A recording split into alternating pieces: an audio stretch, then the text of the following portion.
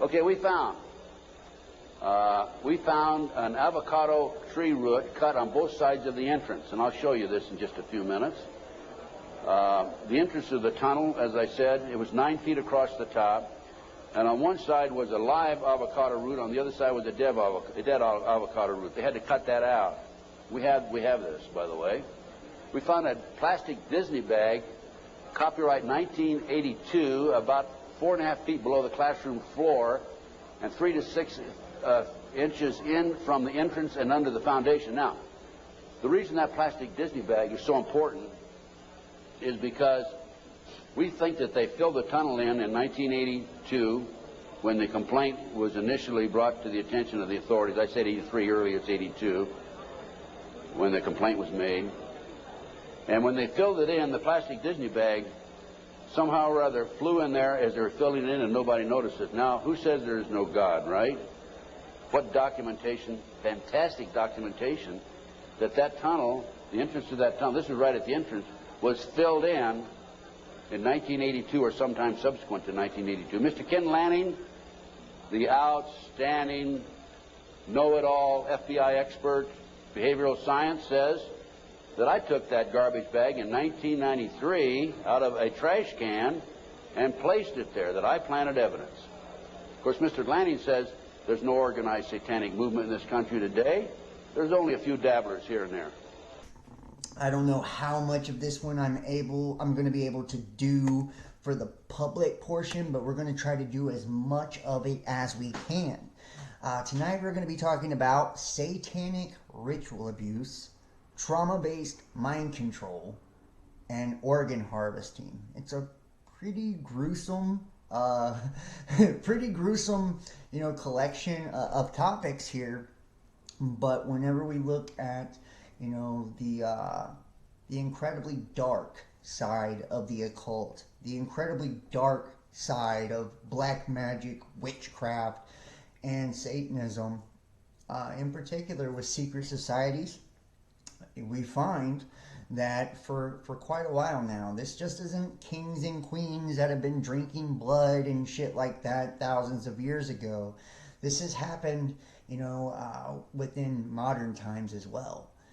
Everything from sex trafficking, the Finders movement, which we're going to talk about a little bit tonight, to the CIA actually being involved in a lot of this, our very own government being involved in a lot of this. And you guys seen Ted Gunderson in the intro talking about these underground tunnels where children were being trafficked. And it's like, you hear the QAnon shit.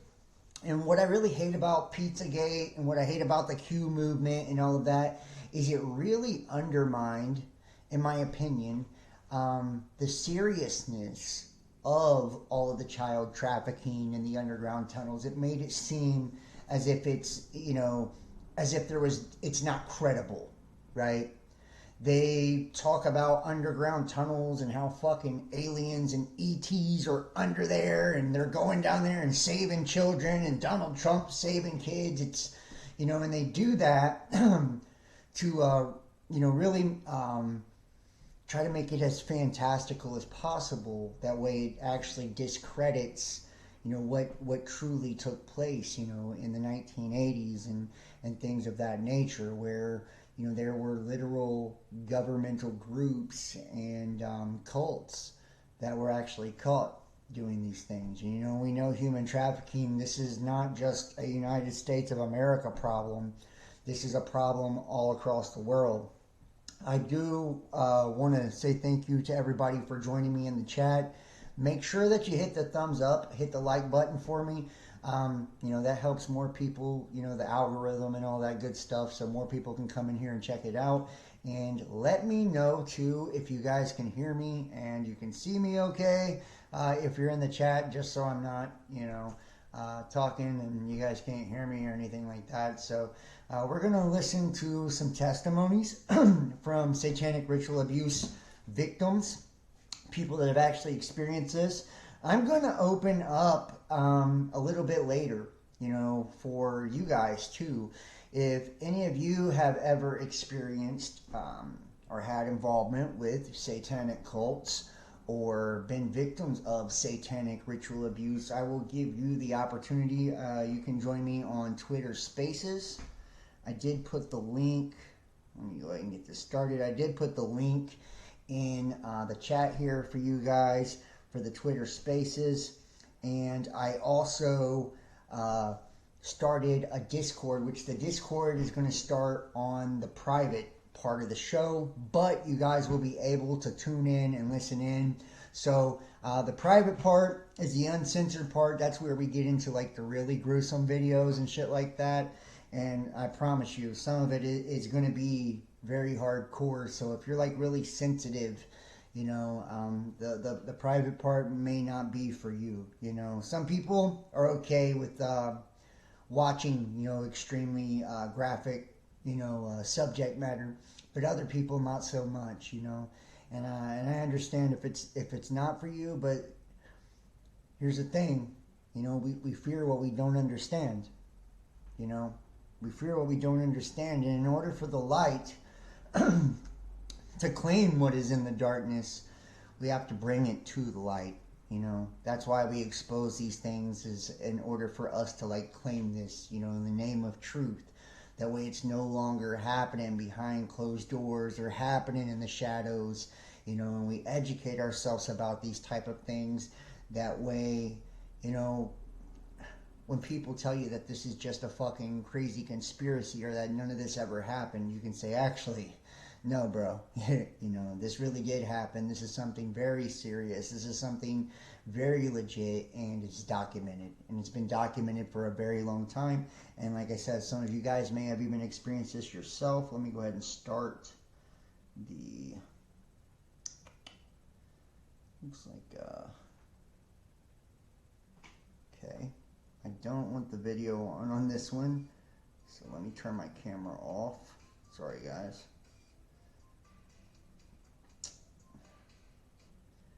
Okay, I don't know how to fucking turn my camera off on this one on Twitter. So that's awesome.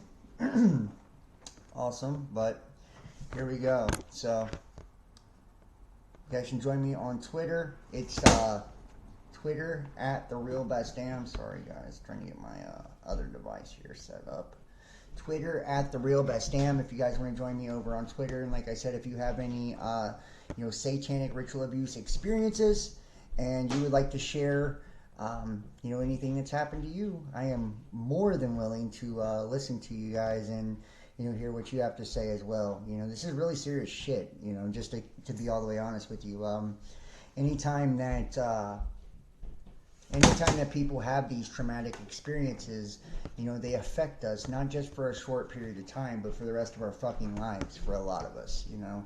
I can say that as a result of, you know, some of the people that I've had dealings with, that I myself have run into a lot of people that have, you know, belonged to some of these cults, you know, and that was... part of the reason I really feel like I could never be in one of these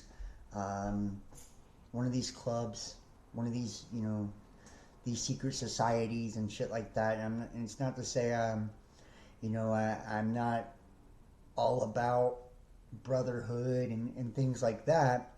It's, I can't stand back and watch children be harmed. You know, I can't harm a child myself.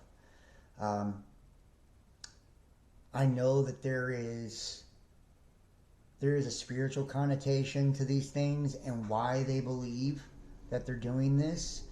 We know that a lot of these children are groomed. They're groomed for themselves to become a part of the club or a part of the cult, you know, at a later date, to be used for sex, to be offered up as sacrifices. You know, and this goes back to, you know, Baal and the Canaanite god and, you know, Moloch and all of that, you know, where they were offering up their children, you know, way back when. And we know that the Holy Bible was like warning us against this shit, you know, thousands of years ago. So this isn't something new. There's nothing new under the sun, you know, and there is, You know, and I wonder too when we think about the Anunnaki and the gods, and they had this drink. It was called ambrosia. Thank you very much. Sound good and videos are good. Thank you. They had this drink called ambrosia, and this ambrosia drink was supposed to give the gods, the Anunnaki, eternal life. And so it allowed them to stay young and to be immortal, right? And I'm not going to, okay, I'll show you one or two things real quick. Like, some of the celebrities that we see and how they just don't fucking age, I wonder sometimes if that ambrosia drink that the Anunnaki themselves were drinking wasn't in fact adrenochrome. We know that there is a big connection with the adrenochrome and the satanic torture, the ritualistic torture, of children, because when they have that fear, they're giving off hormones and pheromones, and that actually makes it more rich, right? And from a spiritual point of view, when blood is how demonic entities, it's basically like it lights up the pathway for them to enter into this reality. So say you're trying to invoke or evoke some type of demonic entity, and you're trying to manifest it into the physical reality, you want to highly charge the energy. Same thing like with the sex magic, right? And this is why sex trafficking and shit can also be really big. But with sex magic, one of the things that is really powerful about sex, it's the act of creation, right? So life and death are the two most powerful acts that we really have here on planet Earth. And when we look at sex magic, when two people come together, and they commingle their spirits, the act of sex actually charges the air with that energy of creation. So when they have sex, that's when they speak the invocation, right? Because the air is charged, it's more powerful, it carries more energetic weight for whatever they're trying to manifest or whatever they're trying to bring, Same thing with, the torture, right?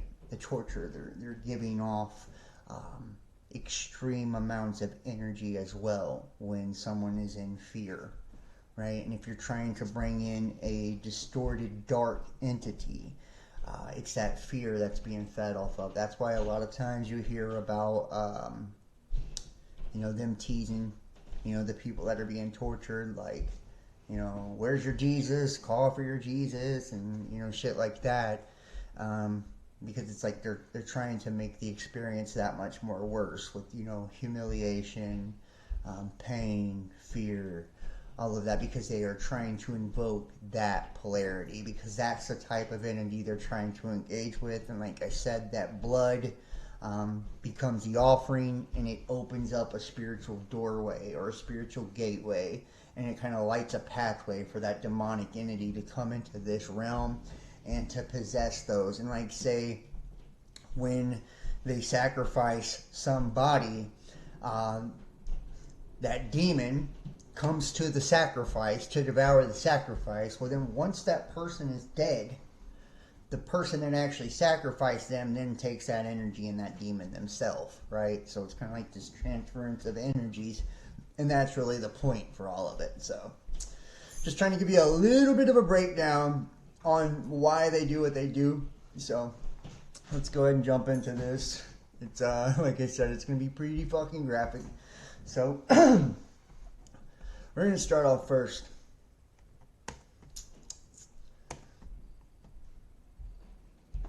with a couple of testimonies from the satanic ritual abuse. And we are going to be talking about the tunnels as well as the finders here. So if you guys aren't familiar with the finders movement, and I do have the actual documents, we're going to get into that. I feel like that would be a good place to start here. This is one of the more popular, publicized, satanic cult movements. So the finders movement, 1987. The finders came to wider public attention when two members of the movement were arrested in Tallahassee, Florida in 19 87. And let me just remind you guys, if you want to join me in the private part of tonight's show, this is going to be for all the patrons. So everybody who is a paid member on Patreon, patreon.com, Best Damn Podcast Official, and for all the people who donate in the month of March. So you can go to PayPal, Cash App, or Facebook Messenger. All the links are in the description, and I also put them in the chat. And once you donate on one of those other platforms, you text 513-393-2396, and I will send you the link for the private link to the private part of the show. And we will be on Discord for that part of the show as well. I will be on Discord. You guys can be on Discord as well. And if you have donated in March, or you are a patron, you'll have an upgraded role. That way you can actually speak and, raise your hand and get involved in the action. So it's actually pretty cool. And I'll give you guys like 10 minutes or something when we switch segments for you guys to send that text out and get your roles taken care of. Now, the finders came to wider public attention when 2 members of the movement were arrested in Tallahassee, Florida in 1987, charged with misdemeanor child abuse of the 6 children accompanying them. The 2 men have remained silent when in a public park the police inquired as to their identity and relationship to the children. The men were Douglas Ammerman and James Michael Holwell, both described as well-dressed men in suits. They used a van to transport 6 scruffy, hungry children of varying ages between 2 and 11. And a lot of times, too, 11 is a little older than what you see a lot of, children that are involved in this. Usually around 8 years old, 7, 8 years old, 9 at the latest, is when they stop, because that has to do with the adrenochrome. It's like, their spiritual perception is not as wide open. They start to get groomed into the world, and their perception changes, and they shift into more of like a boy or a girl, as opposed to like a child or a baby mentality. Their energy changes. Their energy is different. The 2 oldest children, referred to as Mary and Max, were interviewed by law enforcement, as the others were too young to properly communicate. It was noted that medical examinations of the children showed signs of sexual abuse and malnutrition, as well as bite marks potentially belonging to an adult human. During the interview, as well as eyewitness testimony from neighbors, it was discovered that the children were raised on a farm belonging to Petty with little adult supervision, with there being 20 adults and 1 other child present. The younger children were observed to display behavior indicating that they were not used to being in a house or using indoor plumbing, requesting to go outside to use the bathroom, or urinating in their pants. Noted to lack underwear. That is so sad. Max had a poor concept of time. They explained that they were being weaned from their mothers and were rarely allowed inside the house, even sleeping outside.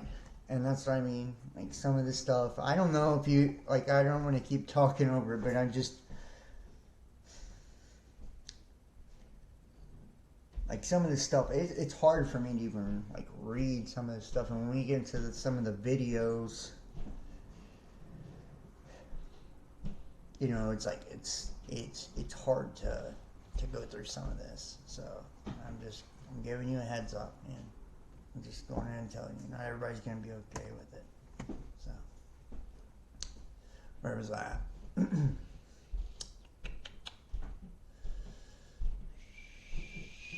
Okay, neighbors observed that the children apparently lived in the farm's watermelon field. Many described Ammerman and Holwell as their teachers, teaching them to read and play games. One game involved disrobing a man, wearing his clothes, and going through his pockets for money. She later revised her statement and asserted that only jackets were involved. The 2 reported seeing female members of the cult naked, and believe this to be another game as well. When questioned about bad touches, Mary denied sexual abuse, but became very fidgety and wanted to end the interview. At another finder's farm in Virginia, agents recorded cages on the premises with witnesses asserting they were used to keep children. As of 2022, the full medical and psychological reports are not available for public viewing, which I do have some of the reports. According to U.S. District Court records in Washington, a confidential police source had previously told authorities that the finders were a cult that conducted brainwashing techniques at a warehouse and a Glover Park duplex raided by law enforcement. And remember, too, and this is why the ritual abuse and trauma-based mind control, they go hand in hand, right? Because when you are traumatized like that, part of how we're made, really, we forget really bad shit, so we don't have to deal with that emotion. We don't have to deal with it every day of our lives and every moment of our existence like it just happened. So memory kind of fades. But when we have a really traumatic experience, something like really violent or something really, really traumatizing, what happens is our brain fires, like we have electrical synapses firing back and forth in our brains, right? That like send the signals, and our brain interprets those electrical signals. But whenever we have a really traumatizing experience, that fragments, right? So those pathways go from one pathway and they split off into two pathways, right? So a lot of the reason you see the masses, right, and the people, and why everybody's got the fucking memory of a goldfish now, and they have TikTok brain, is because they've all been conditioned, right? The population has through, sex, gore, violence, all the shit that you see online, in the movies, television, right? All of the very base and just debaucherous bullshit that we're constantly being fed. That's why. So, even though we're being desensitized to these things, the reason we're being desensitized is because like our brain is going into like this self-defense fucking state to where it's like, not reacting to something because it's reacted to something so much, right? It's fragmented. Right, so every time those pathways split from 1 to 2, a fragment is created or an altar is created, right? So, and these are altars where, and altars basically are places where we have emotional attachments, right? So it's a place where part of our conscious energy is stuck, right? In that memory, and we're consciously feeding, or unconsciously feeding energy to that memory. Like, okay, say you have somebody that, done some really bad things to you, right? So much so you could never forgive them, and you think about it all the time, even though it happened 20, 30 fucking years ago, right? Well, the reason being is because when they traumatize you, one of those fragments created, or multiple fragments created, and in those places where the fragmentation happened, where you have that traumatizing memory, right? Every time it comes back to you, every time you reminisce about it and you think about it, that's an astral connection. You actually have an astral cord, right? A silver cord that's connected or tethered to that memory, and you're feeding energy to it every time you're reliving it, every time you're recycling it. And that's why if something like, people with post-traumatic stress disorder, PTSD, they get reminded of something, they hear something, see something, taste something, smell something that just reminds them of the traumatic event, they go right back to where they were because they are astrally connected to that. Right? They're psychically connected to that, and they're feeding energy to it over and over because there's a fragment, there's an altar where energy is being created, and they're building up a demon or an attachment to that particular incident. Same thing, like, with demonic entities. That's why they do the things they do with the scaring people and shit like that. They're trying to create places where they can dig in consciously.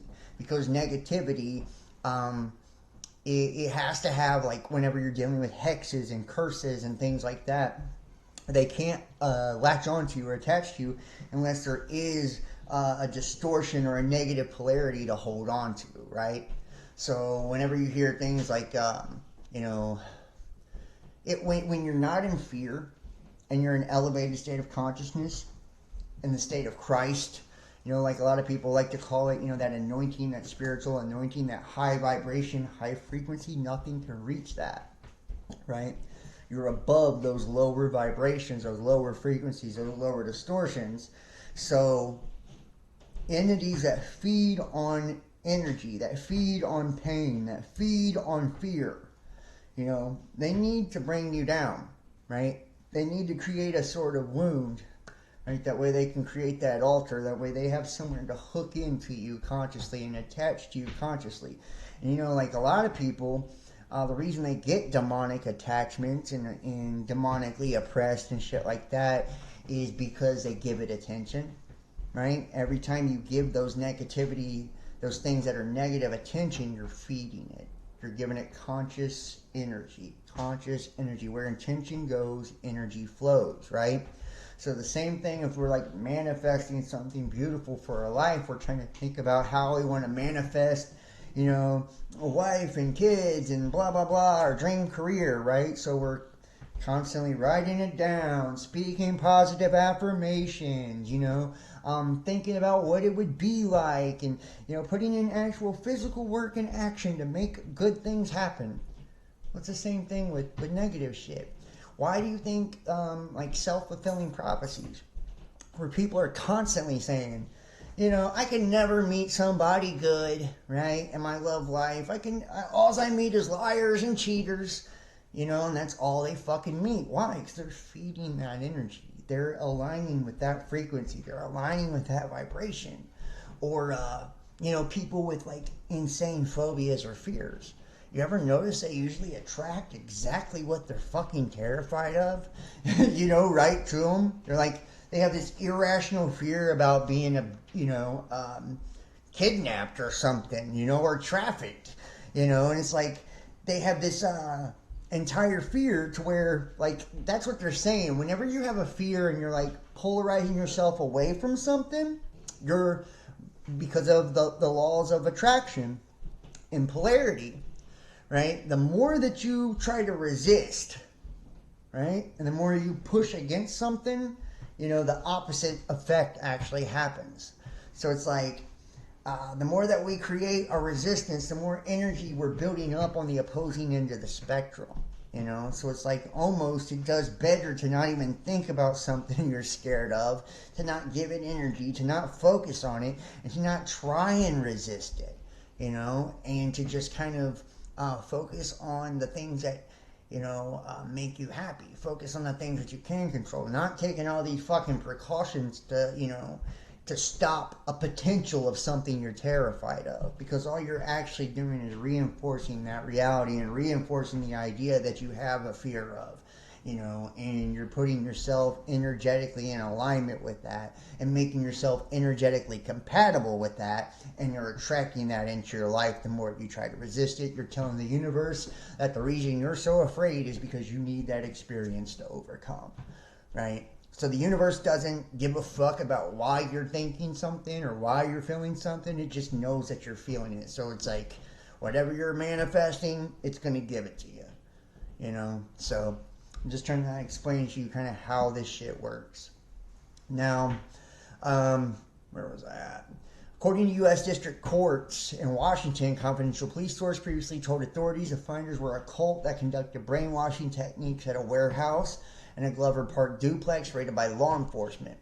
The source told of being recruited by the finders with promises of financial reward and sexual gratification, and of being invited by one member to explore Satanism with them. According to the documents, police sources said some of the items seized showed pictures of children engaged in what appeared to be cult rituals. Officials in the U.S. Customs Service said that the materials seized included photos showing children involved in bloodletting ceremonies of animals and one photograph of a child in chains. It was noted by a detective during the investigation that documents were discovered with detailed instructions about methods to obtain children for unspecified purposes, including the impregnation of female members of the community, purchasing, trading, and kidnapping, but neither the documents nor anyone else with knowledge of them could later be found. Robert Gardner Terrell, who owned one of the raided properties, claimed, "We are rational people, not devil worshippers or child molesters, and anything we've done is based on the desire for the children to have the richest life they could have." According to Terrell, the recovered photos of naked children were of Holwell's own children, and the dead goats shown in the photos mentioned by the Customs Service were already butchered, with the children being taught how to prepare them. The men were released 6 weeks later, with the state of Florida dropping all charges against them, and the finders' leader, Robert Terrell, publicly gathered with members at the Vietnam Memorial Park in Tallahassee to speak with members of the press and give the public an opportunity to meet the group personally in order to dispel the bad image bestowed on the group by law enforcement and the media.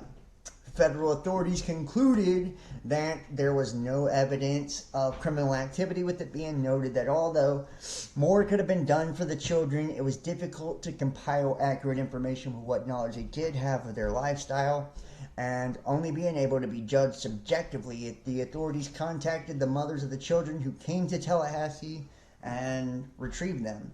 The allegations, despite the resolution, the issue was brought to wider attention in 1993. When Henry T. Skip Clements, an officer of private sector consulting and resident of Stuart, Florida, obtained a copy of the 1987 report, which stated the D.C. Police Department investigation and the finders had been dropped as a CIA internal matter. Clement alleged that the CIA had compelled the U.S. Customs Service to cease the investigation, supposedly because the commune was used as a front to train agents. Clement's allegations drew the interest of two United States Congress members, Tom Lewis and Charlie Rose, leading to an investigation by the Department of Justice into the finders and the 1987 investigation. CIA spokesperson David Christian asserted that the charges were misunderstandings stemming from a company by the name of Future Enterprises, Inc., being used to train agents, with one member of the finders working as a part-time accountant there. In 2019, the FBI released hundreds of documents related to the finders, noting on the FBI Vault website that it was their most requested topic. Despite a lack of evidence or verification by the DC police, the belief that these reports indicated a larger conspiracy became popular in some quarters. The finders are often described as an early example of satanic panic in the U.S. Some authors have gone as far as describing the finders' conspiratorial beliefs as patient zero to other conspiratorial beliefs regarding the U.S. intelligence services, allegedly covering up or taking part in sexual abuse. Similar allegations of a grand-scale governmental cover-up can be found in other claims, such as those surrounding the death of Jeffrey Epstein. Now imagine that. Right? Imagine that it kind of comes out that the fucking CIA was actually training agents, right? And that this was, a CIA front. I don't know if you guys remember this. I think it was in Pennsylvania. It's been some years ago, but, Pennsylvania came out, their children's services, was involved in child trafficking and abducting children, So this is not the first fucking time that we've ever heard of something like this, where the government is actually, involved in really harmful or malicious acts, or at least being accused of really harmful and malicious acts, especially when it comes to Satanism. Matter of fact, I'll play this really old clip from a show about, Satanism stuff here in a minute for you guys, and kind of show you, that this does go into the government. We're gonna play Devil Worship, and this is a few minutes. I'm not gonna play the whole thing. This is from like the 80s. This is Geraldo Rivera. He did a special on this shit, and this is what I mean. This is just way fucking different now than things ever were. If you guys think about this shit, like, could you imagine today, like in today's age, the newspapers even talking about satanic ritual abuse. Can you imagine in today's age the media accusing the CIA and FBI and shit like that of being in satanic cults? I can't. I cannot even imagine them doing that because we live in such a different time. Let alone, it being on, daytime television specials and shit, like Geraldo Rivera and shit. And, this was a way different time, than what we experience now. Yeah, children's services was a racket in the 60s and 70s. Yes, that's what I mean. So it's fucking, the children's services, the CIA, the government's been involved in a lot of this. And bear with me, guys. I know this is, I'm just getting warmed up. I've got so much to share with you guys on this one. All right, let me make sure you guys have sound. You guys will not hear this probably. Well, let me, I'll just mute my microphone. That way you guys can hear this over on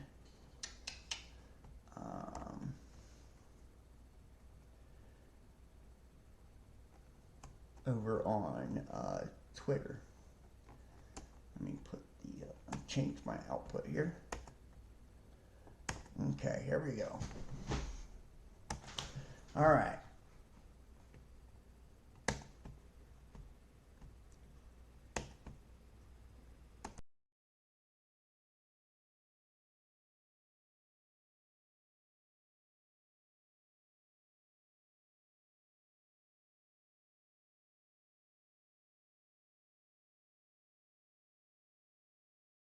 Or the demented son of Sam killer David Berkowitz. These and others purportedly linked to the devil worship underground. Who is Satan?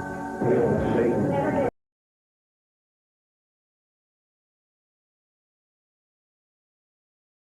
People are experimenting with now. Impossible to measure, easy to doubt. The very mention of it invites ridicule. Come out. No, I won't let her go. No. Often the choice is to avoid confronting it, ignore it, find other explanations, or laugh it off. That is not the choice we have made tonight. We have chosen to ask why. Via satellite, we'll be asking the youngest person on Oklahoma's death row, just 17 when he killed in the name of Satan, why he murdered his own parents. And to Southern California, where we will ask the parents of children in the notorious McMartin preschool why they claim their kids were satanically abused. And to London, where rock star Ozzy Osbourne will tell us why he feels he and heavy metal music are getting a bum rap. And to the state penitentiary in Angola, Louisiana, to ask convicted killer Charles Gervais why he thought the devil would award him 10,000 souls. The Investigative News Group presents the Geraldo Rivera Special. Devil Worship. Exposing Satan's Underground.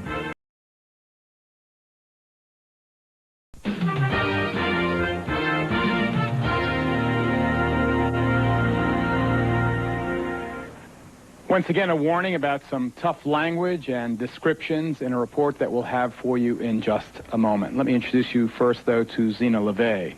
Her father, Anton LeVay, is, I guess, the founding father of Satanism in this country.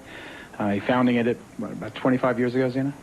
Yeah, approximately 25 years. Can you tell us with any certainty how widespread the religion of Satanism is in this country or around the world? Well, the religion is worldwide. We have members just throughout the world, and it's a legitimate religion.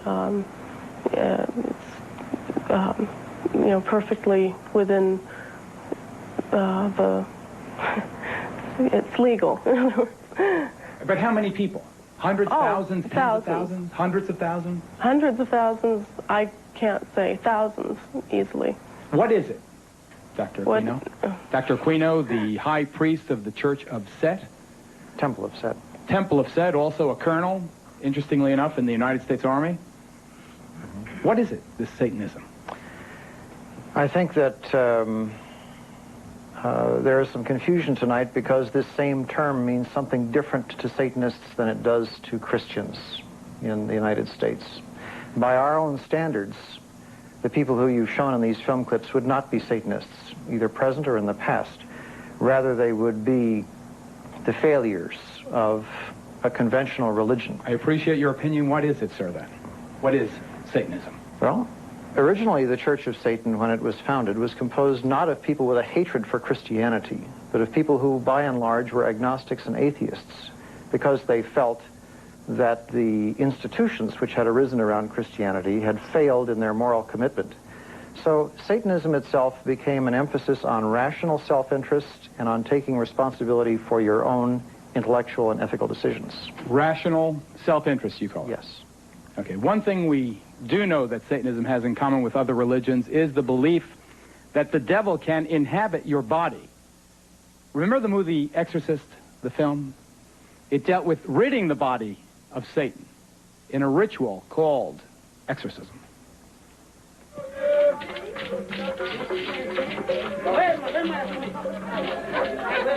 As we discovered in the heart of the Haitian section of Brooklyn, New York, exorcism is more than just a scene in a movie.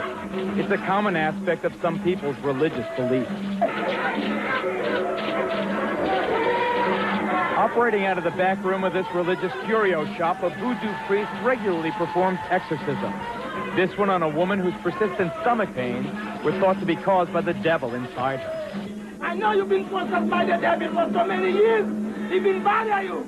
Just today you come to me, and I'm going to let him know he cannot bother you again. With the help of several assistants, and accompanied by throbbing traditional music, the priest's incantations built to a crescendo. Then, in a moment of almost sexual release, the devil was purged from the patient. That you can infect, that you can take all the malady, all the sickness away from you. Yeah. In every way, Southern California is a very long way from the heart of Brooklyn.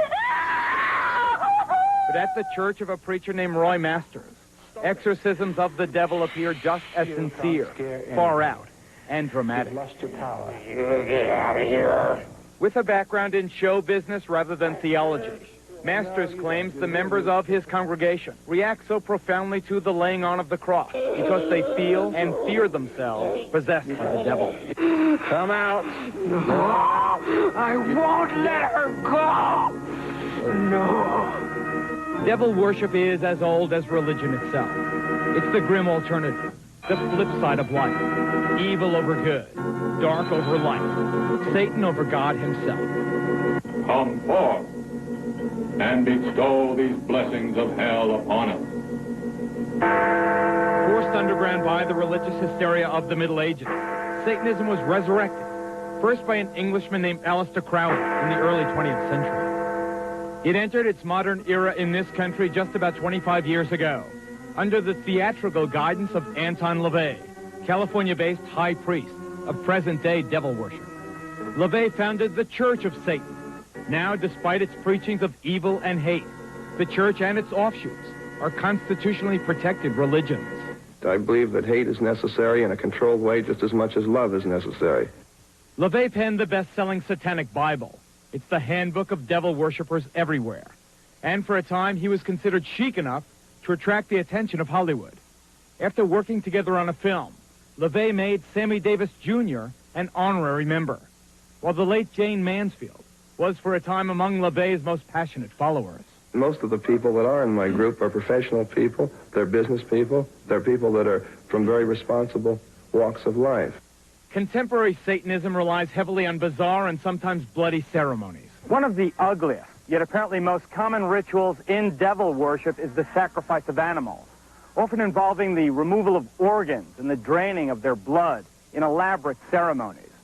Well, a series of cattle mutilations on this Louisiana farm has sent the shiver of fear through this entire community. Show me the evidence that this was some kind of ritual. Oh, this hole right here and the tail, they cut the tail off. The same thing with the ears. They cut the ears off. Right. So you two have no doubt that your animals were used in some kind of ritual. Right. Yes. All the blood was gone out of them, too. Every one of them, the blood was drained. No blood, no insides, eyes pulled out, everything. I'm begging for something to be done. I'm scared. in response to the animal mutilations and other mysterious and unsolved crimes? Yeah, so a lot of times too, like when you see shit like that where the eyes are taken out or specific organs,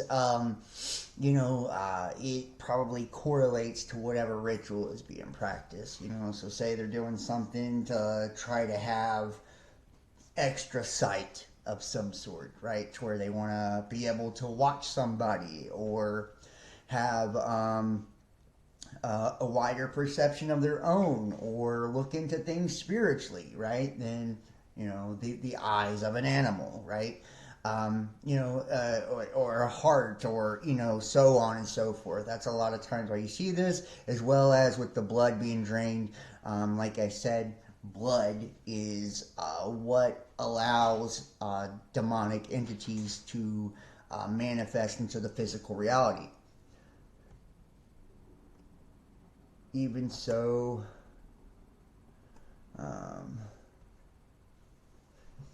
they sacrifice a lot of dogs too, especially German Shepherds.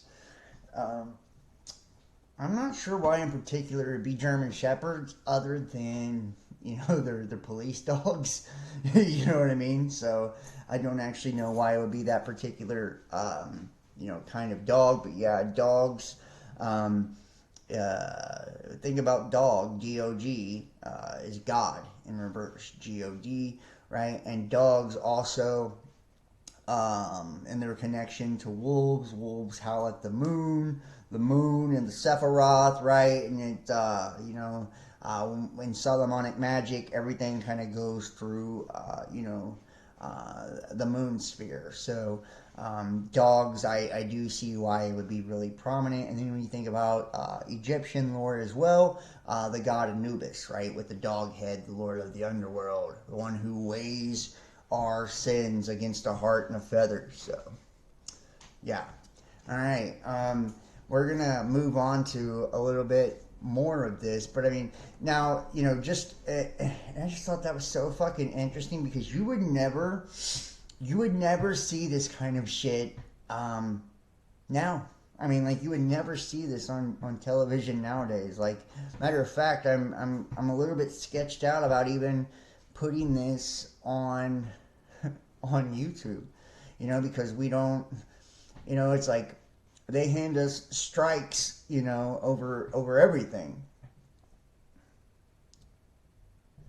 Even so, how is it attractive? I don't know what you're saying.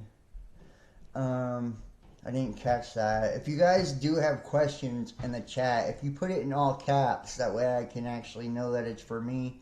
I will read your questions here. So,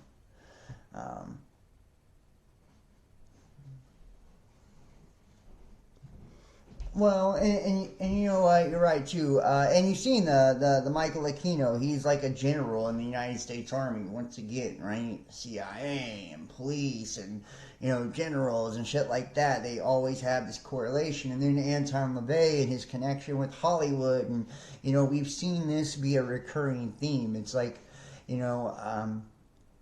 those who essentially have the most influence in the world, are always somehow, part of these groups, these brotherhoods, these fraternal orders, these, these clubs, and a lot of times we see, and what's really wild about it is, the voodoo practices that we've seen too, on the clip. You guys on Twitter didn't see it, but you heard it. They were doing the same thing, right? They were, sacrificing animals as part of this too. Drawing their sigils. A lot of times you'll see them draw the sigils on the ground in chalk, and then they'll put a candle on it. And they'll stand over top of it and focus on the candle, and so it's just really interesting shit when you think about it. Can't stand the censorship. I know, I can't either. Like, there's so much I would like to say and so much I like to show, but it's like, it's to the point now, like, they'll burn my fucking ass, honestly, for any of the stuff that, any of the stuff I share. So, I do have a document here. It's called the Illuminati Formula, used to create an undetectable, total mind-controlled slave. This is by Fritz Springmeier. And I'll just kind of read the 12 major sciences of monarch mind control. Number 1 is the selection and preparation of the victim. And these are the different steps that they go through whenever they're choosing somebody and to make them in preparation for this. A, genetics and their dissociative abilities. B, their availability. C, physical and mental requirements. D, the list of organizations carrying out the program. 4, foundational steps for programming. Spiritual requirements, Moonchild ceremonies, etc., etc. The traumatization and torture of the victim. The use of drugs, the use of hypnosis, the skill of lying and the art of deceit, the use of electricity and electronics. So many people that have had targeted individual experiences will know about electronic torture. See, that's the thing. If you're a TI or you have experienced being a TI, which I was a TI, you'll know that is a form of satanic ritual abuse. Right? They will torture your ass with electronics, gaslighting, gang stalking, you name it, right? And it's all to fragment you. You know, that way they can change the way that you're thinking, change the way that you're behaving. You know, and they do this to people that they consider to be, you know, dissenters. You know, so if you're like, and it goes from everything from doctors that are giving fucking natural medicines to, you know, content creators to lawyers who defend the wrong person. You know, targeted individual can be anybody. It doesn't have to be someone famous. It's just anybody. And we know that the government absolutely is in charge of that, and they outsource that to the military-industrial complex. Then they have plausible deniability. So let's go check out a few of these things here with, got a few of these. Alright. So the Monarch programming was a specific project carried out by secret elements of the U.S. government and intelligence groups, and there were, according to someone a few years ago, had access to the computers which contains all the names of active, monitored human slaves, 40,000 actively monitored Monarch slaves. And you guys will see a lot of times the little butterfly with the Monarch programming. So like people, and I'm not saying everybody who's ever used a butterfly is a Monarch slave, but a lot of times that's a telltale sign whenever you are watching content and, you know, they use the butterflies and shit like that, or you know, celebrities and, you know, singers and, you know, with the butterflies on their album covers or in their music videos. That's a big thing for the Monarch shit. 40,000 actively monitored Monarch slaves. However, this book uses the term generically to include all victims who've suffered this type of trauma-based mind control, in the same way that a brand name like Heister is used to describe all lifts. When we use the term, we use it in the broadest sense. This is the only way it can be used and technically correct, because as of this date, the authors have not seen who is the active Monarch program list of slaves. The system, the term is used in several ways. It's frequently used to refer to a victim of total mind control because the victim consists of alters, which I explained the alters to you guys a little bit earlier, programming, implants, internal computers, and numerous dissociative states which function together as a system. The word, and think about this too, the whole multiplicity and, you know, dissociative identity disorder, you know, multiple personalities. This is part of that. And we're going to show some Max Spears clips too as we go through this tonight. Like, so I've got some really interesting shit, some really big throwbacks too. You know, it's probably going to be a long one, but, you know, surrounding all of this, you know, and this dissociative identity disorder, when they create these alters, it gets so bad to the point to where we create alter egos, right? Parts of ourself that we're fragmented from, where, you know, one will be the ego of the sex slave, right? Where when they switch into that role, that's when they'll do all the sexual acts and, you know, so on. One will be, you know, the victim, where it's like the childlike person. Another, you know, where they're totally afraid, and that's where they store all the fear at. And another one will be the normal person, where they function on their day-to-day life. You'll see a lot of this with these victims. The word also used to the body's functional psychological units, such as respiratory system. The word is also infrequently used to denote the established social, economic, political system controlling the world, also known insiders as a network. Other standing meaning may also occasionally be used for the word multiple personality, or DID. Multiple personalities or dissociative identity disorder is a situation where different dissociative parts of a single brain view themselves as separate persons. The DSM IIIR definition of MPD is a guideline for determining MPD for this book. Now, think about this too, like musicians and shit, and just to give it like an example, like fucking, David Bowie or Marilyn Manson or Suicide Boys, or just a lot of these different groups, to where they'll create every album they come out with, they'll have a new persona, right? Like a new persona that they play. It's like, that's what this is. These are alter egos, right? Alternative personalities that they've created for themselves with a whole complete fucking backstory and everything. New World Order is a global design for a one world government, one world dictator, and its constituents. Insides call themselves the network and the neighborhood. SRA is used to represent all categories of ritual abuse which would be inspired by the desire to rob, kill, or destroy something worthwhile in a person, especially their freedom of thought.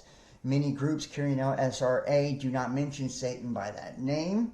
They may make pacts to Baphomet and call upon Rex Mundi, or Belair, or Lucifer, or the Father of Light, God, or Kali, or even Jesus, or Jesus Christ. There are demons which call themselves Jesus, who are not to be confused with Yeshua or Yehoshua ben Joseph, who is known as Jesus Christ of Nazareth. SRA is not a value judgment by the authors against some group. The victims themselves, on some level, know that he or she is being abused. Switching, this is when one part, fragment of the mind takes over from another. Or in simple terms, this is where one alter personality or alter fragment takes the body from the alter which is holding the body. Switching can occur via the programmer's codes for calling up alters, or by external or internal stimuli that trigger an alter to come out. Switching will usually cause at least a flicker of the eyes, and for outside observers who know the different personalities, they will observe another personality take the body. Excuse me. Now, one of the things too, you'll see neuro-linguistic programming, right, where they use these trigger words, right? Whenever they're programming a person, a lot of times they'll use phrases and words that correlate to that trauma. That way, when they hear that word, or that phrase, because it's a form of hypnosis, it'll actually invoke that emotional response with them. I can give you an example. One of the things, when I was going through this myself years ago, and I can say this now, because it's been some years, I haven't had any experiences since 2019, but I experienced electronic torture and gang stalking, and it was bad. It was very bad. But one of my trigger words back then was the word game, right? Because that was with their NLP. That was one of the words that they chose to use, and made everything seem as if it was a game. They would give me basically different storylines, and what they'll do with a lot of these people is create different storylines, whether it's telling you that you are in a game or a simulation, you're playing a game, right? And it's a live action role player or a LARP, or you're a super soldier, right? And they have to fucking traumatize you, or shit like that, to trigger your DNA, to activate your DNA. There's so many. You're being initiated into, a cult or a membership or a club or whatever, and part of that Initiation is you to go through some sort of gauntlet, and it goes on and on and on, the different things that they will do to people. Sometimes they'll tell people that they're fucking angels, fallen angels, earth angels, and that they're activating their DNA, and just, it's wild, that they're part of the elect, or 144,000, and that's why they're being chosen. That's why they're, being, targeted and traumatized, and it's fucked up. Now, the mental and physical features, one of the primary reasons that the Monarch mind control programming was named Monarch programming was because of the Monarch butterfly. The Monarch butterfly learns where it was born, its roots, and it passes this knowledge via genetics onto its offspring from generation to generation. This is one of the key animals that tipped scientists off, that knowledge can be passed genetically. The Monarch program is based upon Illuminati and Nazi goals to create a master race, in part through genetics. If knowledge can be passed genetically, which it is, then it is important that parents be found that can pass the correct knowledge onto those victims selected for the Monarch mind control. The primary important factor for the trauma-based mind control is the ability to disassociate. It was discovered that this ability is passed genetically from generation to generation. American Indian tribes who had traumatic ritual dances and who would wait motionless for hours when hunting. Children of fakirs in India who would sleep on a bed of nails or walk on hot coals. Children of yogis, those skilled in yoga, who would have a total control over their body in trance. Tibetan Buddhists, children of Voodoo, Bizango, and other groups have a good ability to disassociate. The children of multi-generational abuse are also good at disassociation. The Illuminati families and European occultists went to India and Tibet to study occultism and Eastern philosophy. These Europeans learned yoga, tantric yoga, meditations, and trances, and other methods to disassociate. These skills are passed on to their children via genetics. A test run is when the children are about 18 months old to determine if they can disassociate enough to be selective for the programming or not. Mind-controlled slaves are created for different purposes. Hierarchy or non-hierarchy purposes. The Illuminati create mind-controlled slaves who are to function within the Illuminati hierarchy. These slaves will usually have their genealogies hidden and will be created to have excellent cover lives to ensure that they are not detected. They will be given multifunctional programming and will usually be used to help program other slaves. Now, I'm going to tell you something. Don't turn this against me, motherfuckers, either. If I start telling you this shit, start judging me. I know how people are. When I first started years ago, doing content and shit. First off, my father was adopted. My dad was adopted, and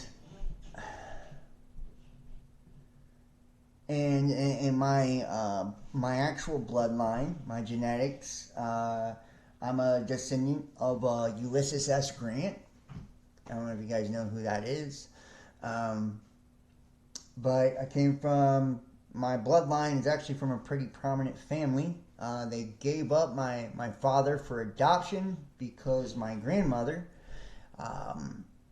was the daughter of an Irish immigrant and a Native American. Full-blooded Native American and Irish immigrant. Came off the boat and all that shit to New York. And they gave my father up for adoption. I then adopted my oldest son, had a lot of adoption within my family, a lot of people. For some reason, I have attracted a lot of girlfriends, for whatever reason, that have also been adopted.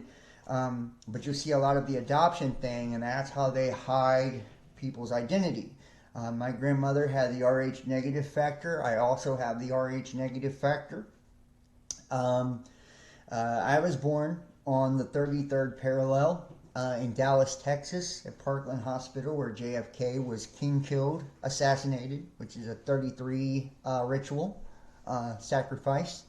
He's part of the 13 families as well, the Kennedys are.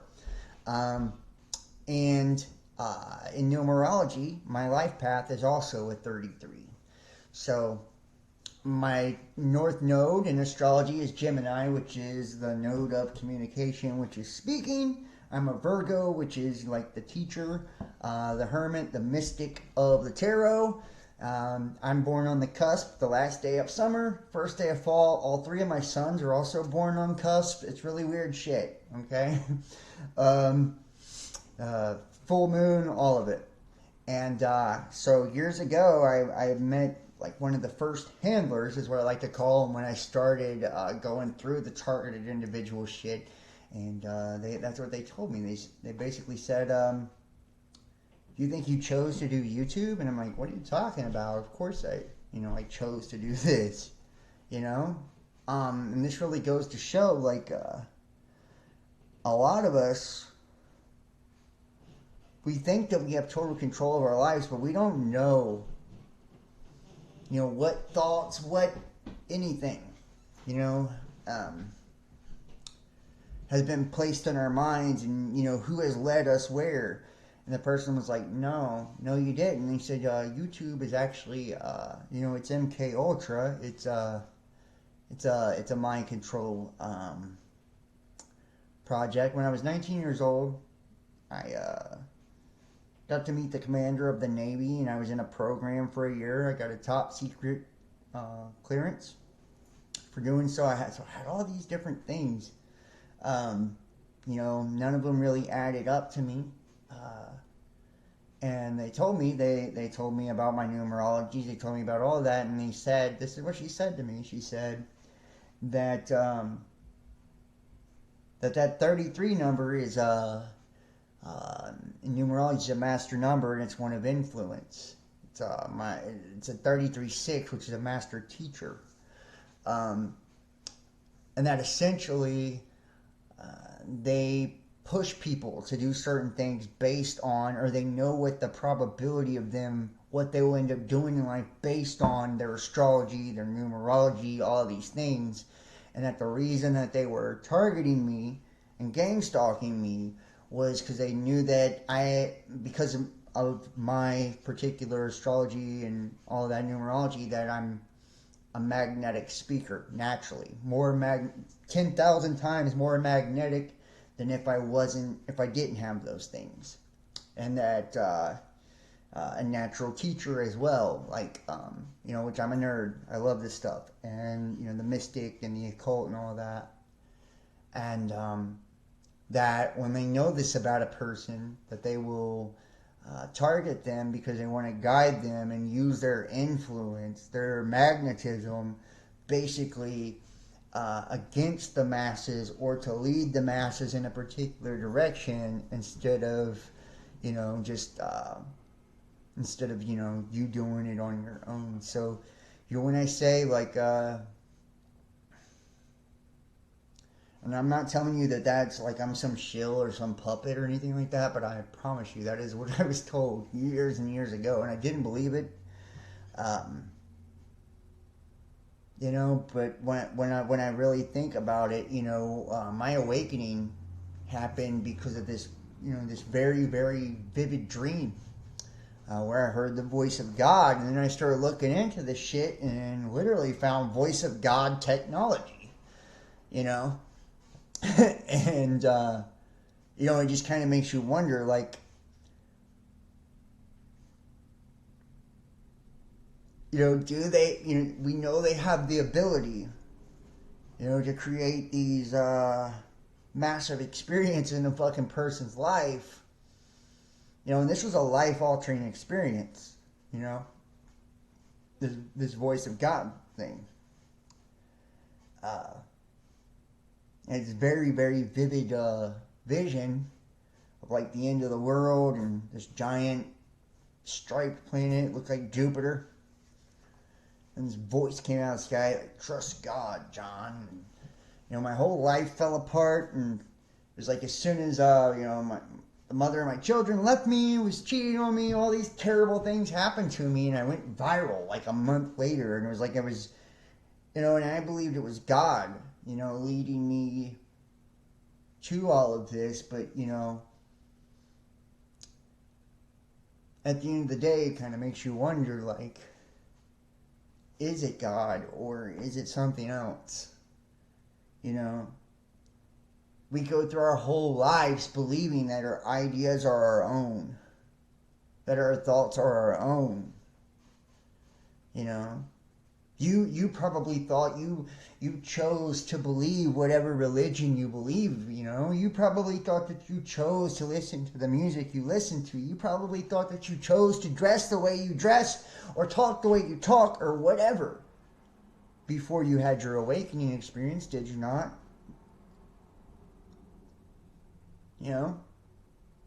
So who's to say that there isn't, and I'm not saying just certain people,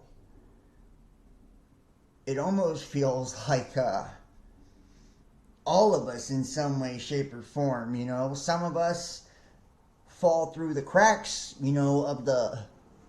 there's like this generalized programming of the masses that we would call NPCs, and that general programming kind of carries the population to a certain place to where they're all 9 to 5 and shit like that.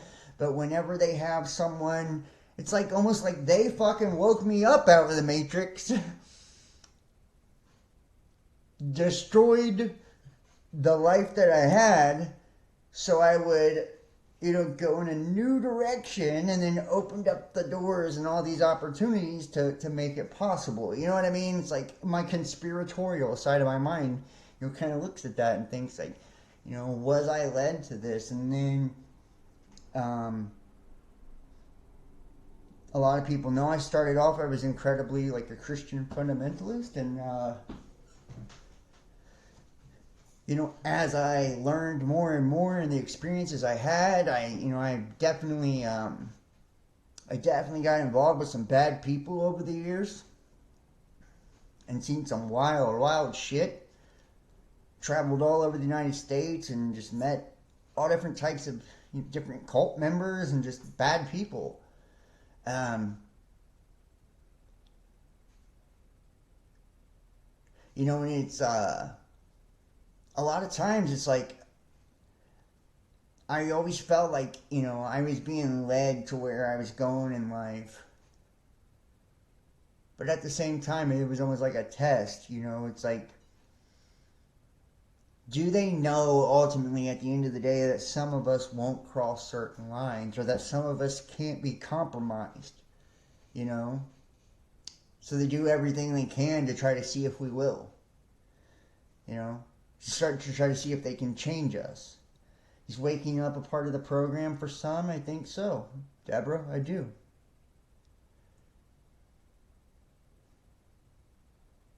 And you guys will remember years ago I even said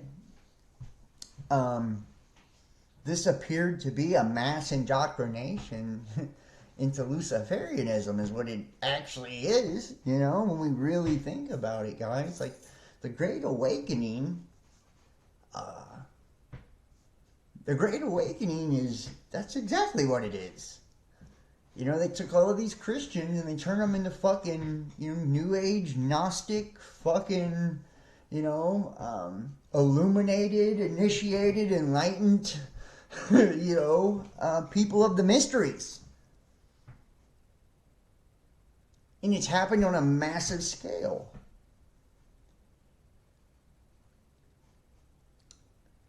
And it's like, when I look into my community, and when I have really, and I've met a lot of people of like minds, and like I said, I'm not trying to tell you I'm an Illuminati puppet or a fucking super soldier or anything like that. I honestly don't fucking know. But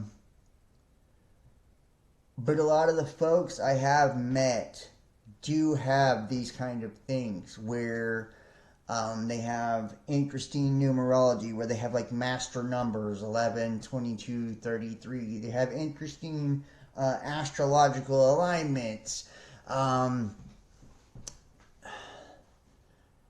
They have interesting genetics, you know, predisposed genetically, blood types, you know, so on and so forth. There's just a lot of fucking interesting things about a lot of the people that are awake and aware, you know. And if this hidden hand, just kind of think about that. You know, like, if they can literally, this can be something that's genetically passed, you know. You take a person's parent, adopt them out, put them somewhere, and then their offspring, you bring them up and fucking put them in top secret programs and shit like that, and they have a crazy IQ. Like, I just, you know what I mean? It's like, the logical part of my mind is like, but, you know, I feel like when I talk about these things with people, it's like people say, oh, you must think they're so special or so great. It's like, no, it was actually one of the most horrific experiences I have ever been through.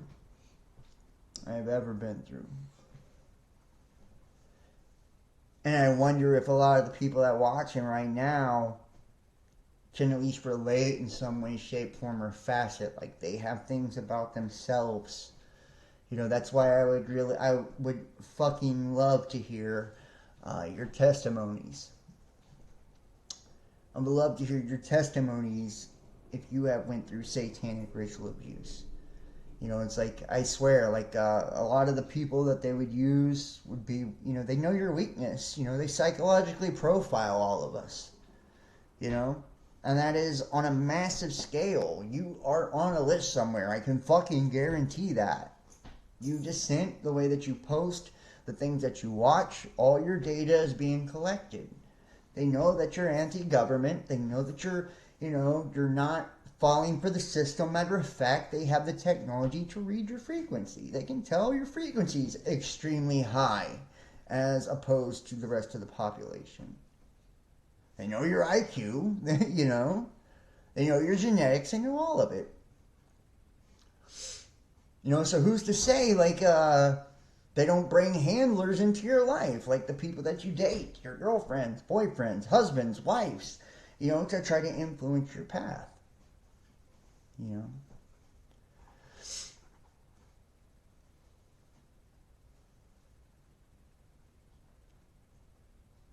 It's a primary school game. Yeah, and that's what it feels like. Okay. The abuse will not be as physically visible as will be on the bodies of slaves who are not born to be part of the Illuminati elite. Members of Moriah, the Illuminati, Luciferian elite, will have undergone as much trauma as other slaves. However, the torture scars and the control are better concealed.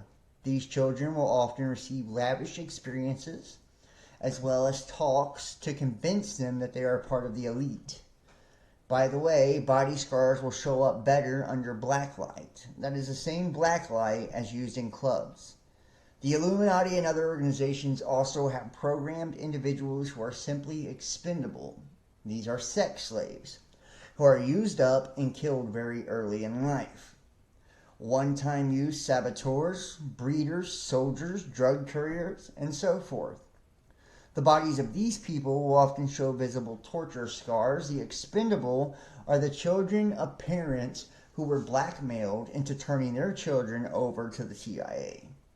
This is all hidden by the power of the National Security Act. These are children who have been sold by pedophile fathers or pornographic parents. The programmers and masters program them with the expectation that they will be thrown from the freedom train when they get to age 30. Freedom train is a code word for the Monarch trauma-based mind control. To be thrown from the freedom train means to be killed. The CIA and the Illuminati are skilled at blackmailing parents to give up their children. They would watch the mail for porn. Pedophile and murderers who abuse their children are warned that they will go to prison for long lengths of time if they do not cooperate by selling their children into mind-controlled slavery. In return for the parents' cooperation, they provide rich financial rewards to the parents It's clearly a case of if you don't cooperate, you'll lose in life big time. If you do cooperate, you win big time. Ministers are often set up with betas, a sexual model, who then blackmail them. The ministers do not want to lose their status and profession via scandals, so they agree to turn their children over when young to the CIA to work with them. The Illuminati like to blackmail these ministers when they are finished with their seminary schooling and committed to the ministry at about 33 years of age. The idea of having nothing to fall back on after they have committed their entire life to one profession is too much for these weak-willed men, and they buckle under the threats. If they don't buckle, the resulting consequences will remove them from their ministry. The type of father is most preferred by the programmers to offer up their children for programming is the pedophile. If a father will abuse his own little baby girl, then the programmers know that the man has no conscience. The father's involvement in criminal activity and thereby his vulnerability can be continually increased. They want men who they believe will not develop any qualms later in life about what they have done. A man who waits until his daughter is a teenager to molest her is usually esteemed to have too much conscience for the programmers. A big distinction must be made between hierarchy monarch slaves and non-hierarchy monarch slaves. The reason there is such a big distinction is that they are not programmed the same way. Since this book is giving the recipe for how to create a monarch slave, we'll have to cover the distinction between slaves within the Illuminati and those who slaves the function outside the Illuminati hierarchy. It's important to stress that the label monarch is used in this book in a generic sense for the modern trauma-based total mind control that has taken place. Whether an Illuminati mind-controlled slave is technically in the monarch records or out of the actual monarch program data, files kept on computers merely a technicality. In my other writings, I explain about how the Illuminati created the CIA. I know that some of the directors were members of the Illuminati, and I strongly suspect that the other CIA directors were probably full-fledged members too. The two organizations need each other. If the CIA didn't have the international backing of the movers and shakers of the world, it would have been exposed and done away with. Likewise, the Illuminati, because it is so secret, needs organizations through which it can work. The CIA is a front for the Illuminati, and the CIA in turn sets up fronts. Some of those fronts are elaborate, well-staffed, well-equipped programming sites, such as many of the state mental hospitals, McGill Psychiatric Training Network, consisting of 8 Montreal hospitals, so on and so forth. And think about that. That's exactly what they said, that the Finders was a CIA training site, which is very fucking interesting, and they definitely, denied that. Now, we're going to go here to another clip for you guys. We are going to play a little clip, Satanic Ritual Abuse Testimony. It's about 6 minutes long.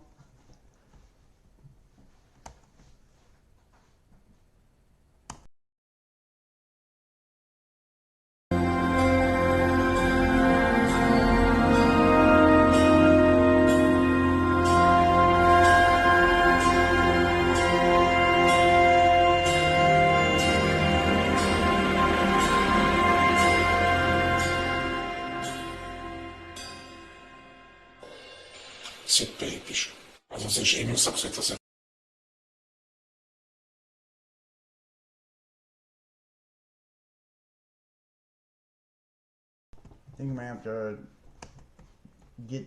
read the English one on this one. So here, let me pull this up. Anyways, first we'll go to actually Ted Gunderson talking about satanic ritual abuse tunnels first before we go to this, because I don't want to do the whole reading thing right this second. So when you guys hear about the tunnels, through all the QAnon shit, this is where it actually comes from. This is, but this is legitimate. This isn't the fake fucking aliens or, in the tunnels and fucking Donald Trump is, you know, trust the plan because Donald Trump is saving a bunch of children in the tunnels. That type of bullshit. You know, this is actually legit, so. A lot. There is, right there, the building itself. This is the entrance, the concrete slab, a vacant lot there. This is a yard. And here's the avocado tree we're talking about. And here's the entrance right there. Now here is the tunnel. It came in here, extended here, and here's the chamber across here. We think, but didn't have time to explore this, the tunnel went up here. Now we definitely were able to come up with it here, right here, and it came into the bathroom over here. Okay. There's the entrance. 9 feet across here. I'll show you a diagram in a few minutes. There's the avocado tree. Those roots are live. Over here, we had a dead avocado root. Okay, next. There's a plate that was found in the play yard, buried about 6 inches under the sand, with the pentagram on it. That's right. And here's a diagram of the tunnel. This is the entrance to the tunnel. Now, that's the floor, the footing for the classroom 4. Here's the plastic Disney bag, was located right there, partially under the footing and partially out. And this AF means artificial fill. And this was the shape of the entrance. Okay.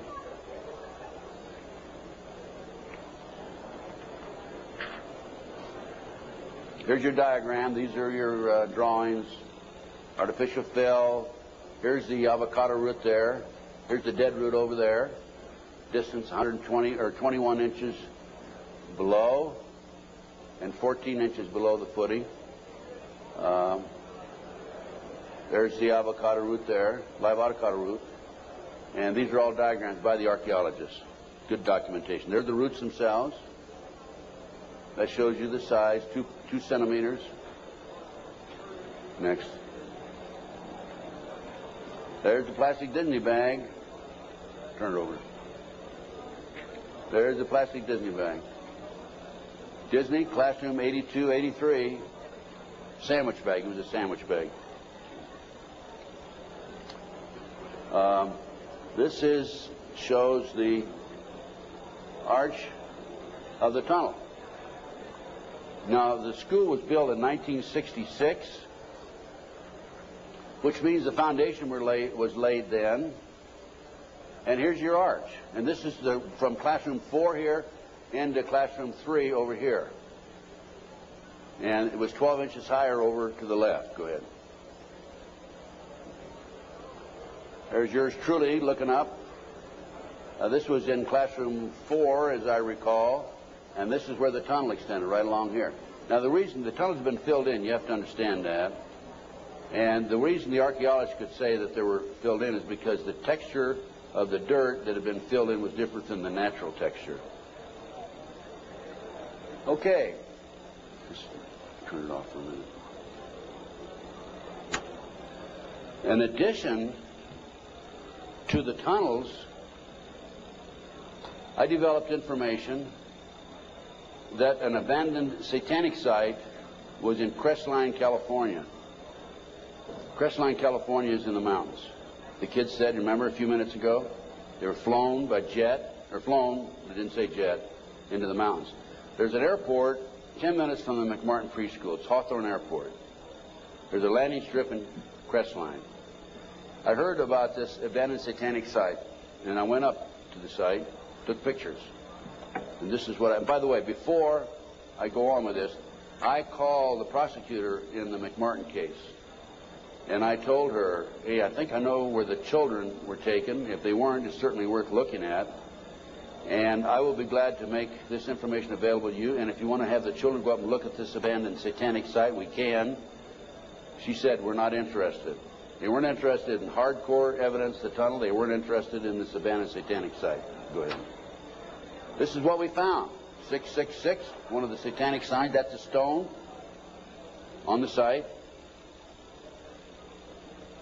The house had been up here. The day after the McMartin case broke in the news, the house burned to the ground. And And it was here. The street's on the other side of the hill. You cannot see the site, this area down in here, from the street. You have to go in, would have to go in through the house and come down. And this, you can see it's quite elaborate. There's my associate, Judy Hansen, who works with me in L.A. And next. This is looking at the opposite direction of the picture we just took. And you can see there's San Bernardino down in there. And you can see that on the side of a mountain like that, nobody's going to find it unless you fly over with a helicopter. That's probably an altar, flattened stone. Also an altar, another altar that had been broken. This is, of course, you recognize the star. Now, this is a satanic symbol. Put the next one up. Hold the first one. There it is right there. Put the first one back on. Now overlay them. Turn it around, that away. Okay, any question about that, folks? No. Well, let's read what that says. Amsday. Asmodee, a strong and powerful king, appears with 3 heads, the first like a bull, the second like a man, the third like a ram. He has a serpent's tail, the webbed feet of a goose, and he vomits fire. He rides the infernal dragon, carries lance and pennon, and is the chief of the power of Amaman. He must be invoked, be bareheaded, or otherwise he will deceive. He gives the ring of virtues, teaches arithmetic, geometry, and other handicrafts, answers all questions, makes men invisible, indicates the place of concealed treasures, and guards them if within the domain of the Amaman. Oh, what do we got here? Another satanic symbol. You think that wasn't a satanic site? Overlay it. Okay. Is that it? The other way around, isn't it? Yeah. Flip it around. Okay, there you go. Okay, now let's read what that sign means. That is the seal of Adam's scale. I guess that. No, that's the wrong one. That's the one before. Belial, a mighty king created next after Lucifer, appears in the form of a beautiful angel seated in a chariot of fire and speaking with a pleasant voice. He fell first amongst the superior angels who went before Michael and other heavenly angels. He distributes preferences of senatorships, causes favors of friends and foes, and gives excellent families. Familiar. He must have offering and sacrifices made to him. Next.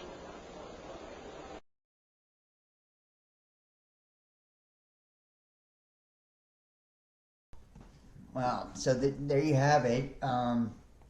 We'll show more Gunderson and stuff like that as we go through. But Amaman, the first one, was a demon of concealing and invisibility.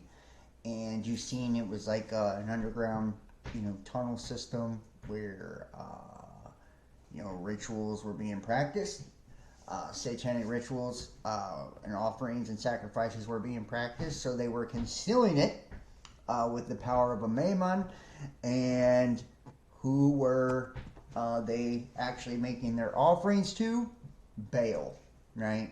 And we talked about this at the very beginning. Baal, right, or the children of Baal, right? And Baal, the Canaanite god, that offering children. So, it's like it all kind of comes full circle when you really think about it. It's like, I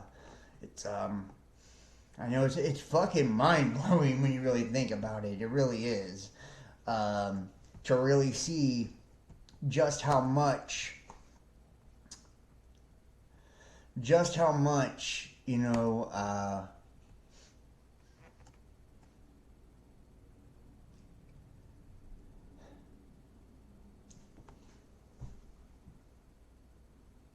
see just how far really the shit has gotten before it was exposed and brought into the public. And what he was trying to show you with the Mickey Mouse shit and all of that, he was trying to show you it went back to, fucking decades. The shit was old as fuck, and it was built under a school. It was built under a school. I want you to wrap your mind around that. So when you think about that, go back to one of the pictures of this. Think about that. That means when they built this on purpose, with the intent of taking children from this school and offering them up. So, absolutely fucking crazy here. Now we're gonna play one more video here. Just a second. We're going to read a few of these out of this document. Organizations practicing trauma-based mind control. This is what insiders refer to as a network. Air Force Intelligence, Army Intelligence, Atomic Energy Commission, Boeing, British Intelligence, MI6, MI5, Tavistock, Bureau of Narcotics, prisons, Catholic Church, including Jesuits, CIA, Langley, Charismatic Movement, Church of Satan, Scientology, the usual suspects, the OTO, blah, blah, blah. All right. Preparation of the children by spiritual preparation, the moon children. Preparation for someone to be programmed also concerns the ability of a person to be demonized. Generational satanic families are sold out to Satan, and their children belong to Satan in a way that non-generational children do not.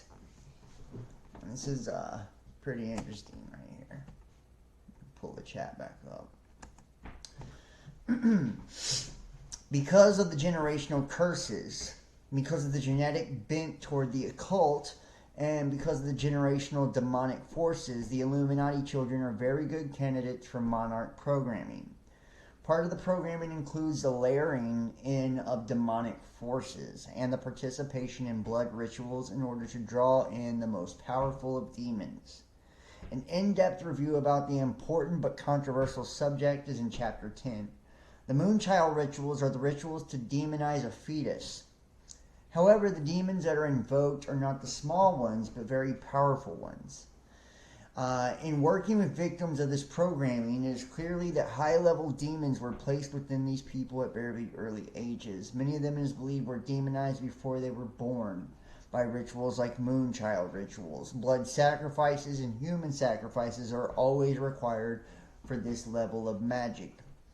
Aleister Crowley was a Satanist who was a 33rd degree Scottish Rite Freemason. He was also a leader in a number of other Masonic rites, as well as an OTO leader, a chief in Stella Matutina, and an MI6 intelligence agent. His writings have been important within the 20th century Satanism, and within Black Magicians. He wrote Moonchild, which was first published in 1917. The idea of a Moonchild is that via black magic, a perfect soul can be captured. The belief in reincarnation, which is prevalent among the Illuminati and Satanic groups, lends itself to the belief that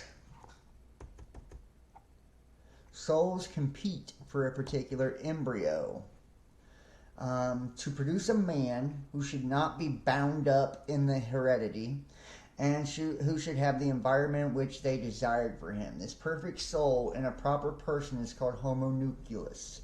The magical work upon which this is based is said to be derived from Bacon, Albertus Magnus, and Paracelsus, who are all reported in occult circles to have captured souls and placed them in brass statues.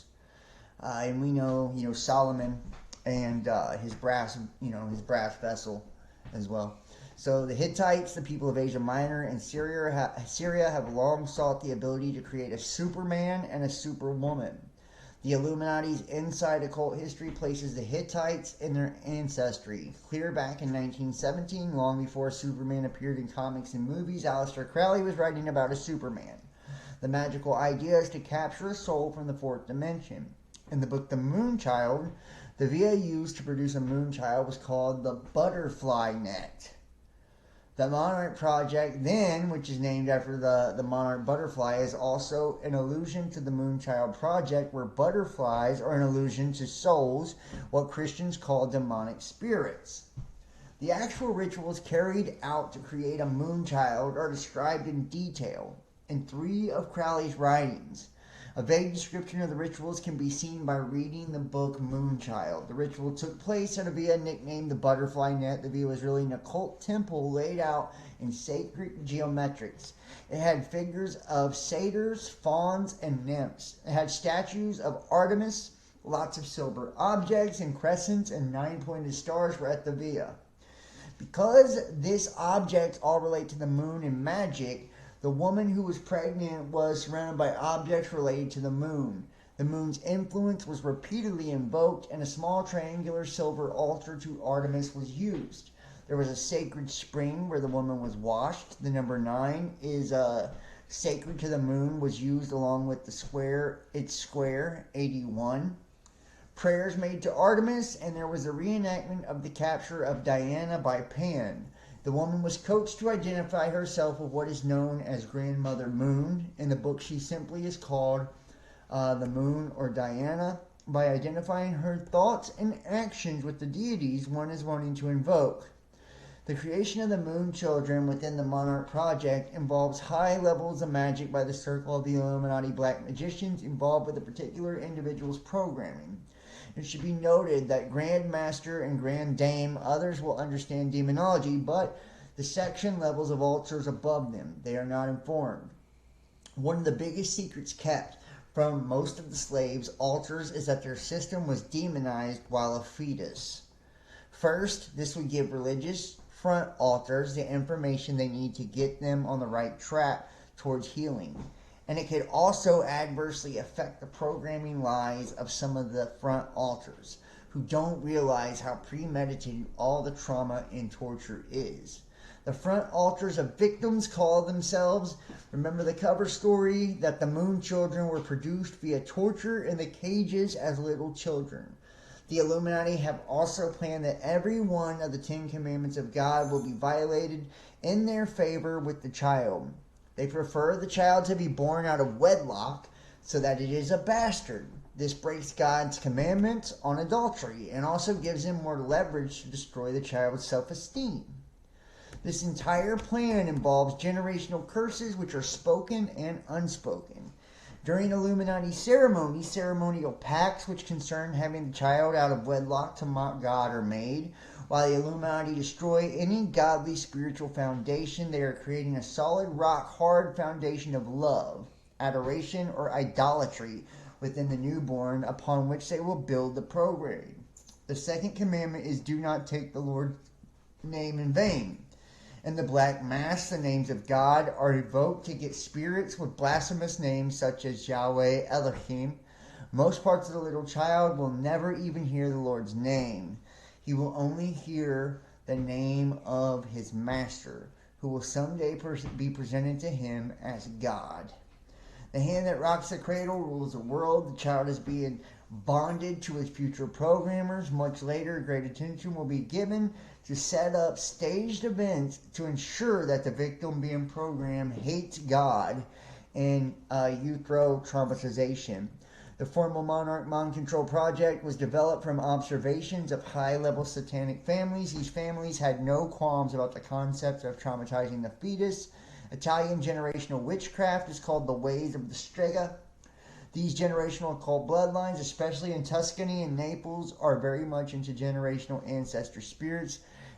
These were the ones that Aleister Crowley went to learn how to create moon children. Remember, the Italian and German generational Illuminati families were studied by the Italian fascists and the German Nazis to develop a scientific understanding of mind control.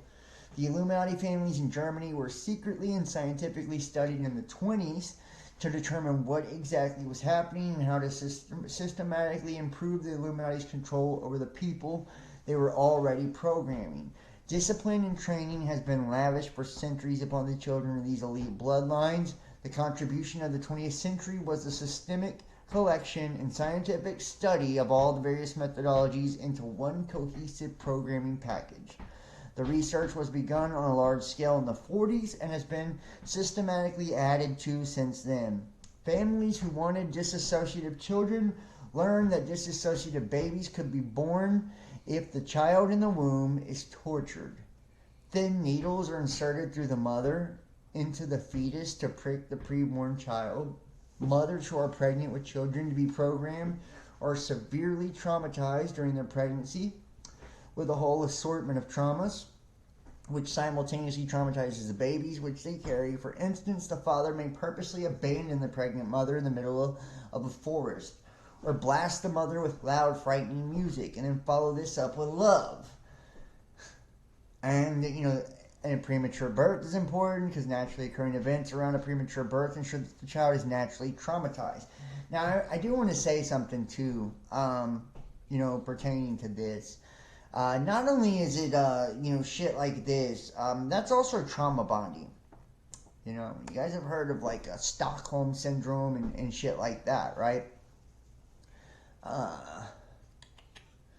Stockholm syndrome, where you love your captor, and a lot of people that have like really fucking hectic traumatic relationships, they have the same type of trauma bonding too, where like they have a boyfriend or a girlfriend that fucking cheats on them all the time, or lies to them all the time, or is emotionally manipulative or abusive, and you stay with them. Like, that's why people like get stuck with narcissists and shit like this, right? It's trauma bonding. You're bonded to them through trauma, right? They're traumatizing you, right? And then, after they fuck you over or traumatize you or burn your ass, and then they reinforce it with love, right? Like, let me love on you after I've, hurt you. That's one of these tactics that are used against, victims of the trauma-based mind control as well. Yeah, it's fucking crazy. It's really shitty, actually. And not only just the premature birth thing, but one of the things that they do is they'll have C-sections based on the numerology. Like, say they want, not all of them, but say that, me and somebody was going to have a child, and we wanted this child to grow up and be a celebrity or have high influence into the world. So we wanted it to be very influential, and we wanted it to be charismatic, and we wanted it to be a great speaker, and all of this, right? So what we would do is we would add up the possible birth dates, right, within a couple of weeks before its birthday, and we would add it up until we got the life path number and the date. That way it's going to give it like an 11 number, a 22, or a 33, a master number, right? And then what we would do is we would have a C-section on that date. That way we could create, a life path 11 child, right? Or a life path 22 child, a builder, a life path 33 child, and this is one of the tactics they use. And if you look at a lot of the elites, almost 99% of the time, their children are master number life paths. Now, you can say what you want, but I hate to tell you, they do that shit on purpose, because they're trying to groom them to have that magnetism. They're trying to groom them to be able to serve a certain purpose, or to have an easier life, to have more influence and more power and shit like that. Also, they play by the numbers too. Like, say they're trying to produce wealth in the family. They will make sure the child comes out on the 28th, because 28 correlates to the number of wealth, right? So they will either give the kid a name. Your name is a mantra.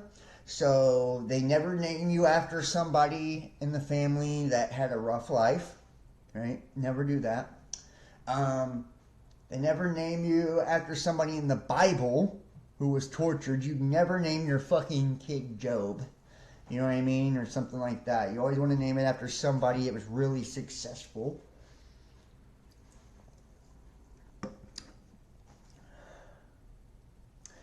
Right, Deborah. She says, Deborah Trudeau says, we experience the world from the moment of conception. Any trauma to the mother is trauma to the child. I absolutely agree with that. But like I was saying though, yeah, thank you for subscribing, Danette Birch. Thank you for that. I appreciate you. But like I was saying though, so they birth you on particular numbers, master numbers, 11, 22, 33, depending on, you know, it's harder to get a 33, but, you know, they get 11s a lot, right? So if you're a 22, you have the gifts of the 11 and the 22. If you're a 33, you have the gift of the 11, the 22, and the 33. And 33 is, you know, that it's highly influential. It gives you the ability to carve out your own path. The guy who created basketball, Naismith, he was a 33. Jesus, 33. Like, so it's, you know, that's why they do this. 28, the number of wealth. Vladimir Putin, born on the 28th, got married on the 28th, so on and so forth. He's like the richest fucking guy in the world. So they will do these things, right? They'll have children born on the 28th, or they'll take their name, which is their mantra. They never name them after somebody who's had a fucked up, shitty life. They never name them after a biblical character that had a fucked up life. They always name it after somebody who was incredibly rich, incredibly powerful, incredibly successful, because that's your name, your mantra, right?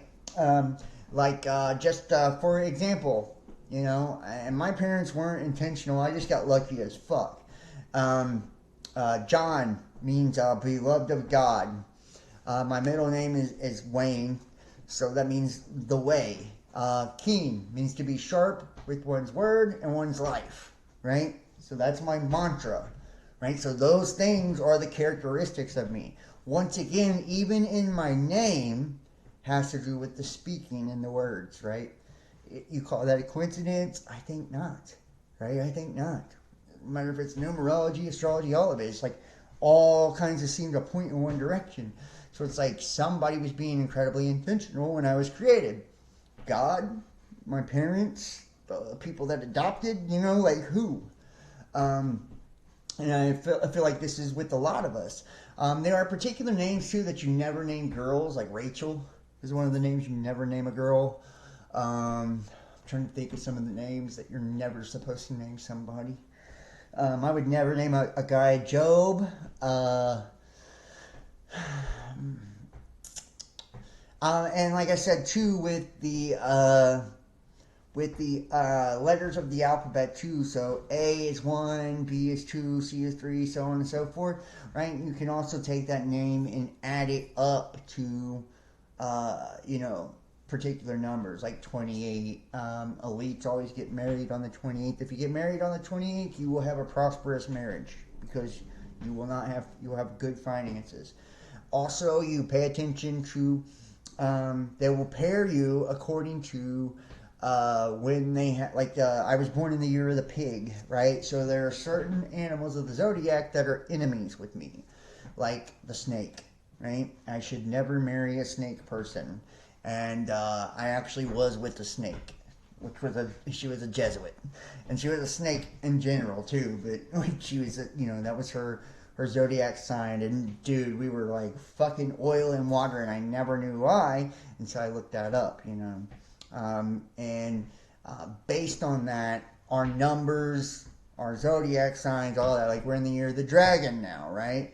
So it's like this, if you are an enemy of the dragon, this would be like the year to like fucking lay low, not make any big financial moves, so on and so forth.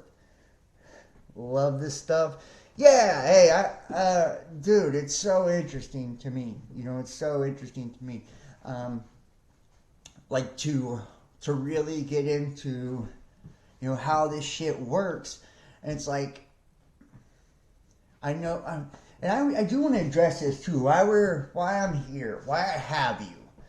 I went on the missing link the other day, and when I went on the missing link, First off, I want to say I do love Jesse Howe. He's a good guy. I didn't plan on going on the Missing Link the other day, but Jesse invited me on there like fucking 20 minutes before it started for an open panel, and I came on there, and then you guys can watch that, that was crazy. That was what you would call, that was like a setup right there. That was agents trying to, attack and undermine the influence, right? Like we were talking about with the targeted individual stuff. That's like, that's the type of shit that these people are used for. Not all people that are controlled by these mechanisms are used for the same things. Everybody has unique purposes. Like I said, my purpose is for speaking and teaching, so on and so forth. Other people's is for healing and shit like that. Some people are for sex, and then there are people that are actually, meant to troll and fucking cause chaos and conflict and they just create ignorance wherever they go, and that was a coordinated attack. That's not the first time that's happened to me either. See, you guys may remember this a few years ago. I went on Troubled Minds Radio, and Troubled Minds Radio is back when I had Bailey as my co-host, and my criminal record was released. I was talking about Trump and the jabs and the mark of the beast and that entire agenda, and I was on fire during this interview. Absolutely just dropping bombs like fucking Hiroshima on motherfuckers. And then boom. All of a sudden, which if you guys are patrons or supporters, you can go check that out. That is one of the uncensored videos that has been taken down. That's one of those videos that got me strikes and shit. So you can't find that anywhere but through our memberships and subscriptions. But yeah, somebody did a background check on me that I was connected to.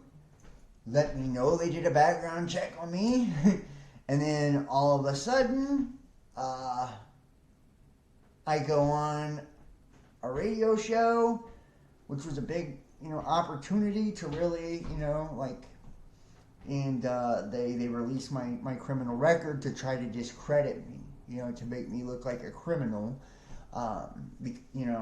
And for those of you that don't know, I went to the penitentiary, back in 2006, when I was 24, 25 years old, when I was a kid, before I had children and shit, and they'll use anything they can, That's why I've never hid my past, when it comes to doing this, because I know when you do, that's what they'll use against you. So it's like, yep, I served prison time for dope, right? For drugs. So anybody ever wants to try to use that against me, they can't use that, Yep, the mother of my children cheated on me and, fucking all that. You can't use that against me. You know what I mean? Like, anything you fucking want to try to use against me, I'm not going to allow it. I'm going to go ahead and tell you first, and tell you about all my embarrassing, fucked up shit. That way I have nothing to hide. And sadly, but true, people are incredibly judgmental. Whenever you are in the public spotlight, you fucking speak or teach or whatever. You don't even have to teach. You can just fucking be on, content creator, period. But you do the spiritual shit. Everybody wants a reason to disqualify you from being able to speak about spiritual things, because we have this idea of these fake fucking, pastors, right? They all pretend like they're so holy moly and shit, and like they're having affairs on their wives and you know, fucking beating their kids and God knows why, right? But they paint you this picture that they're so devout and so loving to God and so holy and they never sin, and you know, it's like then when they finally get caught up, you know, cheating on their wife or whatever, or being gay or whatever, right? It's like because they've lied about who they truly are, it ruins their ass.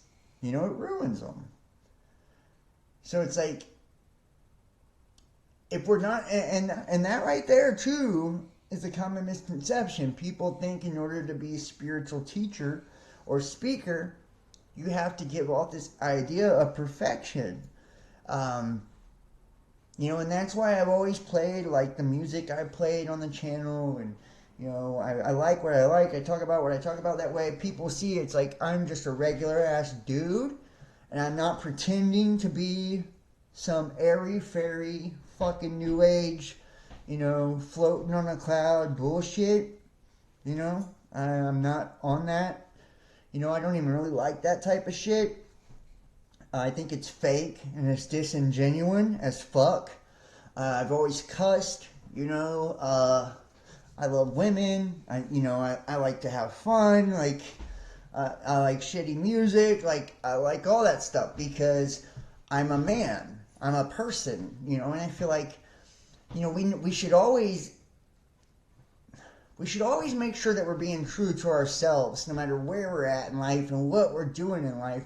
Because people are gonna find a reason to disqualify you from being able to speak your truth regardless. Guys, regardless. There's always gonna be somebody that disagrees with you. I said this the other day. When you're trying to come up and you're trying to make an impact and you're pursuing your calling and, you know, your passion in life, there are people who love you because nobody else loves you. You know, they love the underdog. They're like, man, and I used to have a lot of those people. They just loved me because I wasn't known. Nobody knew who I was. Nobody watched me, listened to me, nothing. So they're like, you know, they rooted for me all the time because everybody didn't like me, right? Nobody knew who I was.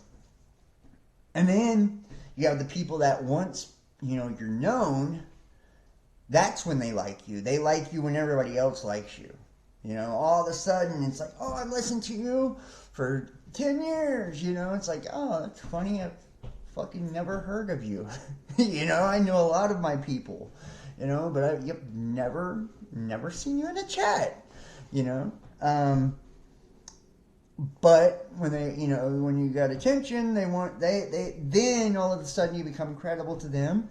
And a lot of times when you do have success at whatever you're trying to do, then the people who love you when you're an underdog, then they hate you. They see you as a sellout because you finally made it and found success or got traction. It's fucking wild. So any way you look at it, right? Any way you look at it, you're never going to please everyone. And people are always going to, whenever you change, no matter what it is in life, guys, whether it's, you know, evolving your spiritual beliefs, learning more, evolving your political beliefs, or just creating an overall new awareness about and perception of the world, people are always going to give you a fucking hard time because you're changing, you're growing, you're evolving. People want you to stay the same, you know? They'll be like, man, you changed. Like, fuck yeah, I've changed. You know, I grow. I evolve. I learn. I adapt. I'm a human fucking being. Would you expect me to be the same, you know, shithead I was in high school? No, that's fucking crazy. If that was the case, I would be ashamed of myself. I would have failed in life. And most people peak in high school, so I guess that's why they feel like that, but you know, and it's like whenever you're trying to do something, whether you're baking fucking cakes or you're making YouTube videos, people will be like, man, you know, you're not the same cake baker you were 5 years ago. You're not the same, you don't make the same content you did 5 years ago. It's like, that's right. You know, or like musicians and shit. It's like, oh, well, you expect their music to always be that same formula, same sound of their first album. You know, why do we do that? Why do we do that? And I understand, like, they're being a part of somebody, of what they do that you value. Right. Walk in truth, and those that really love you will continue to love you. That is just absolutely the truth right there.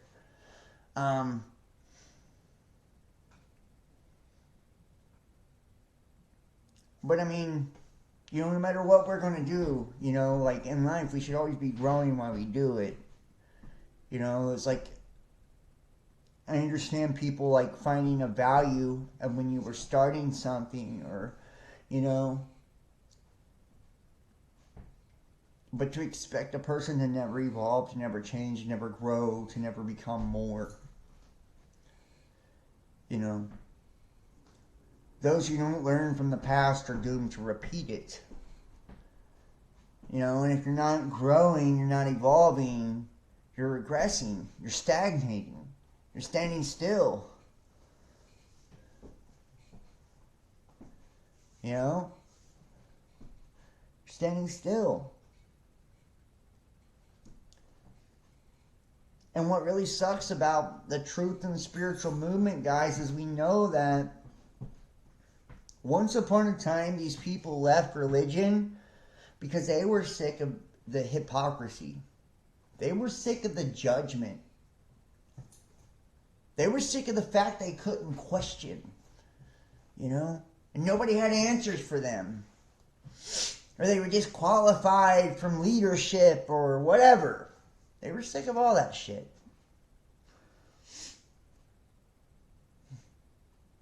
And then we come to spirituality and we awaken and have awareness, and we bring that same bullshit with us here. You know, same dogmas, just a new flavor. You know. Oh, John's a Satanist now. He's a Luciferian now because there's a pentagram in the background.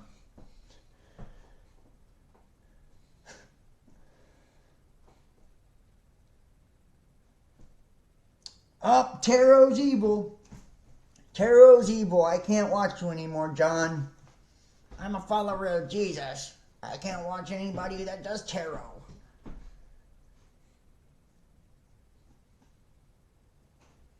You know, it's like people...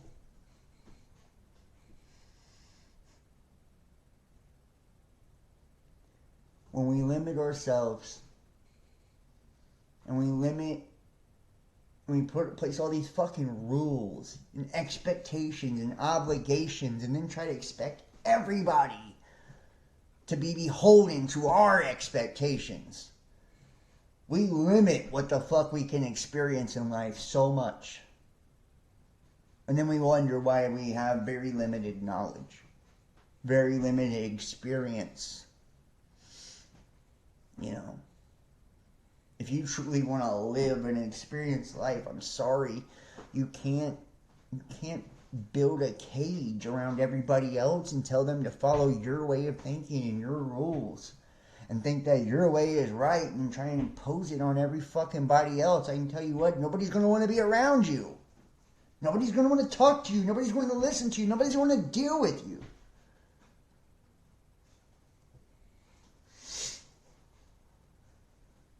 Well, I'm right. I'm right. You know? It's like we've created a bunch of spiritual narcissists, and that's what these people are. These controllers that are doing the ritual abuse, that are doing the sacrifices, that are doing the mind control, they're spiritual narcissists. They're people that wanted the knowledge for the wrong fucking reasons.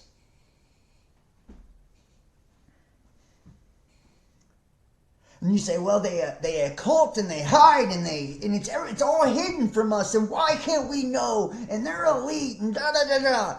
Yes, do you know why? Do you know why the knowledge is hidden? Because they want people, God wants people that are worthy of the knowledge to have it.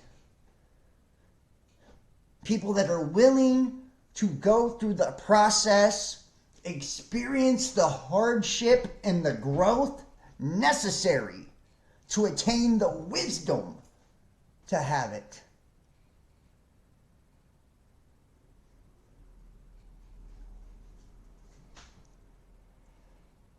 When you are an arrogant fuck and you think you know everything but you listen to no one, you'll never have it.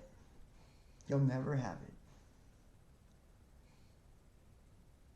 If you are offended by somebody who knows more than you, you will never have it.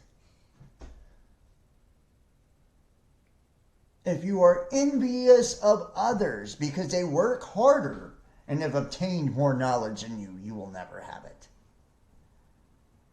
This is the whole casting our pearls before swine.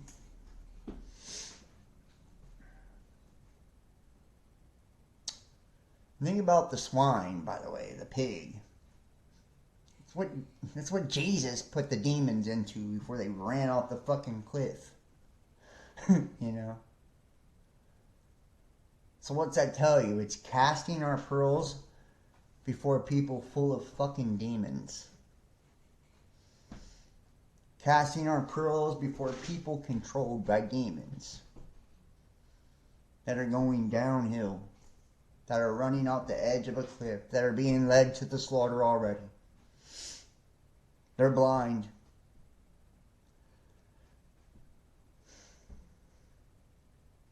They're blind. And you know, I used to take it personally. When I didn't have at least 100 people in my chat, I thought, what the fuck is wrong with me? Is it, you know? But it's like as my content got deeper and we learned more, it's like, holy shit. You know, it hit me like all of a sudden. It's like the deeper we go and the more we learn, the less there will be. The less there will be. This is like the elite class, you know? And I'm not like bragging on myself or anything like that, but I've dedicated my entire fucking life to this shit. And all of the people that watch me, same thing. You know, like the true core group of the people of our community, they're just like me. That's why they were attracted to me. They eat, breathe, and live this shit. They're not afraid to open any book. They're not afraid to read anything, learn anything. They listen to everyone and everything. And they're just trying to soak it up, soak it all in. They value knowledge above all. Learning above all. And that is a frequency, a vibration on its own. You know. You do have those, and there will always be those that are attracted to our groups, our communities, because they want the knowledge we have. They do. They want to learn how to do this stuff. They want to learn how to control people. They want to learn witchcraft. They want to learn, you know, how to influence with numbers and symbols and sigils and so on and so forth, and create servitors to do their bidding. And, you know, they might learn a lot of it by watching me. But they want to learn it so they can use it to control and oppress others. And they don't want to do what it takes to actually learn it. They want it given to them. And they want it given to them in the way that they want it. You know.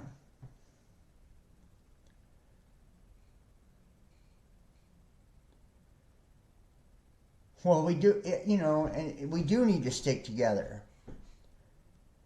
And the sad thing is like, I think we are called together. Yeah, Kimberly, we are called together. We are called together. You know, and I'll be honest with you, there are so many days I don't feel supported. I don't feel, I don't feel the love. You know? Not by you guys in particular. But it's always easier to see, that one negative comment or that, or it's always easier to focus on what you don't have or what people aren't doing. Because that's how we're engineered, our society. Instead of focusing on what we do have and being grateful, like being grateful for the few people I do have that are genuine. The few people I do have that truly are on the level and they fucking seek, man, and they seek genuinely with their whole heart and soul. Like they go at it. They show up day in, day out. They're here right with me. Reading the same books, all into it. And God kind of showed me, like, yeah, like, it's about being grateful for what you have before you can have more.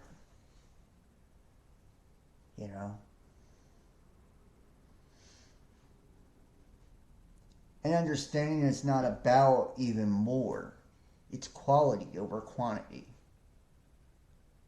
What you think a secret society is, like the true elite memberships are like Freemasons? No.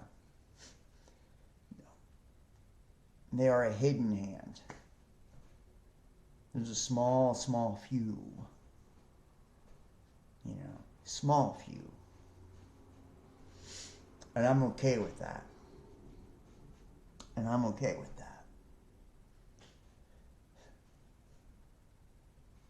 Because to me, I would rather be part of that small few and be an elite company, with like minds. There's plenty of people selling magic like candy to the masses. They use what they don't actually comprehend. Right. Absolutely. I know it. I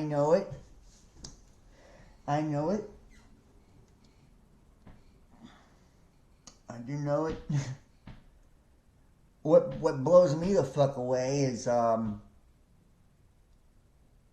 not going to mention names. I feel like that would not be cool. I don't want to dog any of my peers. But put it this way, there are people who have huge fucking channels, huge communities that claim to be Illuminati this, Illuminati that. Like they know all about the Illuminati. And when I watch it, it's like I can't even fucking stomach it because they don't know their ass from a hole in the ground.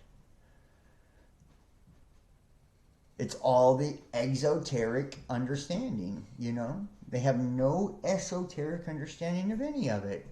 And it's like, where the fuck do these people get off even trying to tell people, and it's like, and they're like so, in their audience, the reason it's so big is because they're so dumb. It doesn't take a very smart person to be, thinking that everything's an all-seeing eye and they covered their eyeball and that stupid shit. It's the dolphins and da-da-da-da. It's like, come the fuck on, bro. Come the fuck on, people.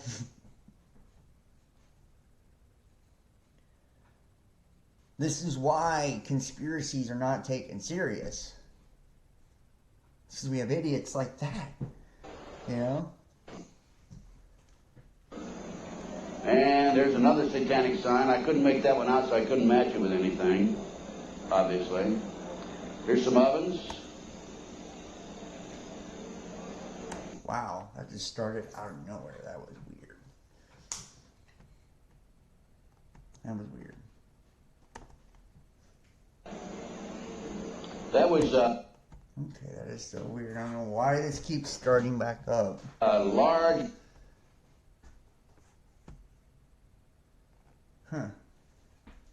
large circle with a number of signs.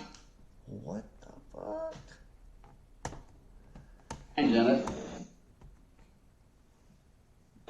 writing. We couldn't get up high. Wow, here, I'm going to close this out. But that's what I mean, man. We have a lot of people, out there, claiming to have this, hidden knowledge, these mysteries, and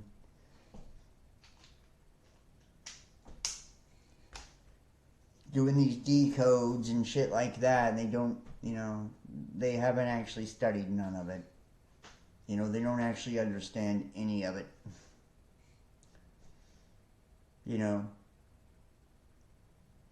It's like fucking zombies, the blind leading the blind,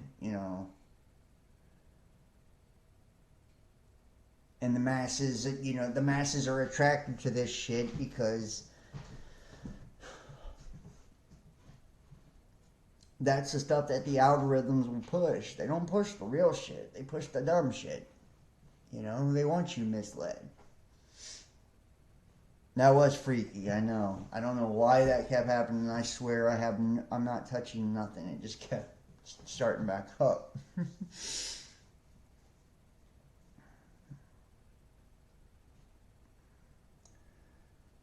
No, it's not like people believe. Ted's got shit to say. He must have. Well, Ted, he's legit, man. He's legit. He's legit. I think I am going to switch over to the private section now, because I don't really have much I can share on the public platform at this point. Let me play a clip first before I do, though. Let me play a clip first. I do have another clip I want to share with you before I do. Where is it at? Fucking crazy. Some of this shit's so wild. Where is it at? Right here. Alright, here you go.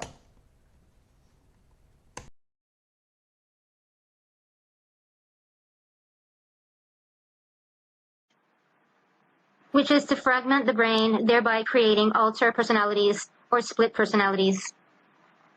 What you're going to hear next is a brief audio clip of that video. When we were being used for, they were testing out how far they could push the trauma. Because when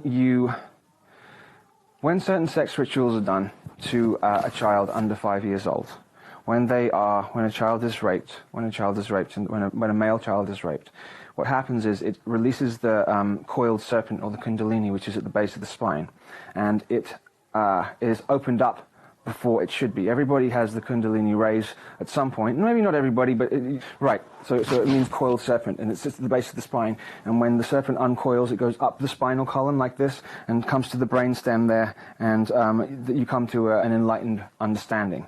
So you become an enlightened one, or the Illuminati, the illuminated one. When a male child is raped before the age of 5, it goes through something called the vasovagal shock. Now, when it's penetrated, the coiled snake uncoils very, very quickly, all the way up the spine, to the top of the spine, and explodes here in the brainstem, which then shatters the consciousness into many, many pieces, like smashing a mirror. Then, so all this ritual all this kind of abuse that's been happening with many politicians, allegedly, a lot of stuff coming forward now about British political parties, British media, British thing and all that. There's a huge amount of stuff coming out now. Is that all part of that? You cannot be in a high-level person in the Illuminati unless you have been illuminated by the Key of Solomon. Now, they call this rape. They call rape like that to a young boy the Key of Solomon. And when that happens, when it bursts up here, it shatters, and you're able to program these different altars. But not only that, when it shatters there, you have a photographic memory. Somehow it raises the IQ. It does a number of different things. Everybody who is in a position of power now has had the Key of Solomon used on them, so they have been raped in that way. Which means that the whole structure of power in Britain, yes, the UK, probably Ireland, because of the recent terrible things about 900 children, 800 children ritually massacred in Ireland, that means the whole power elite has been... Yes. Yes, and they won't have you in the Power Elite unless it's been done to you. Side by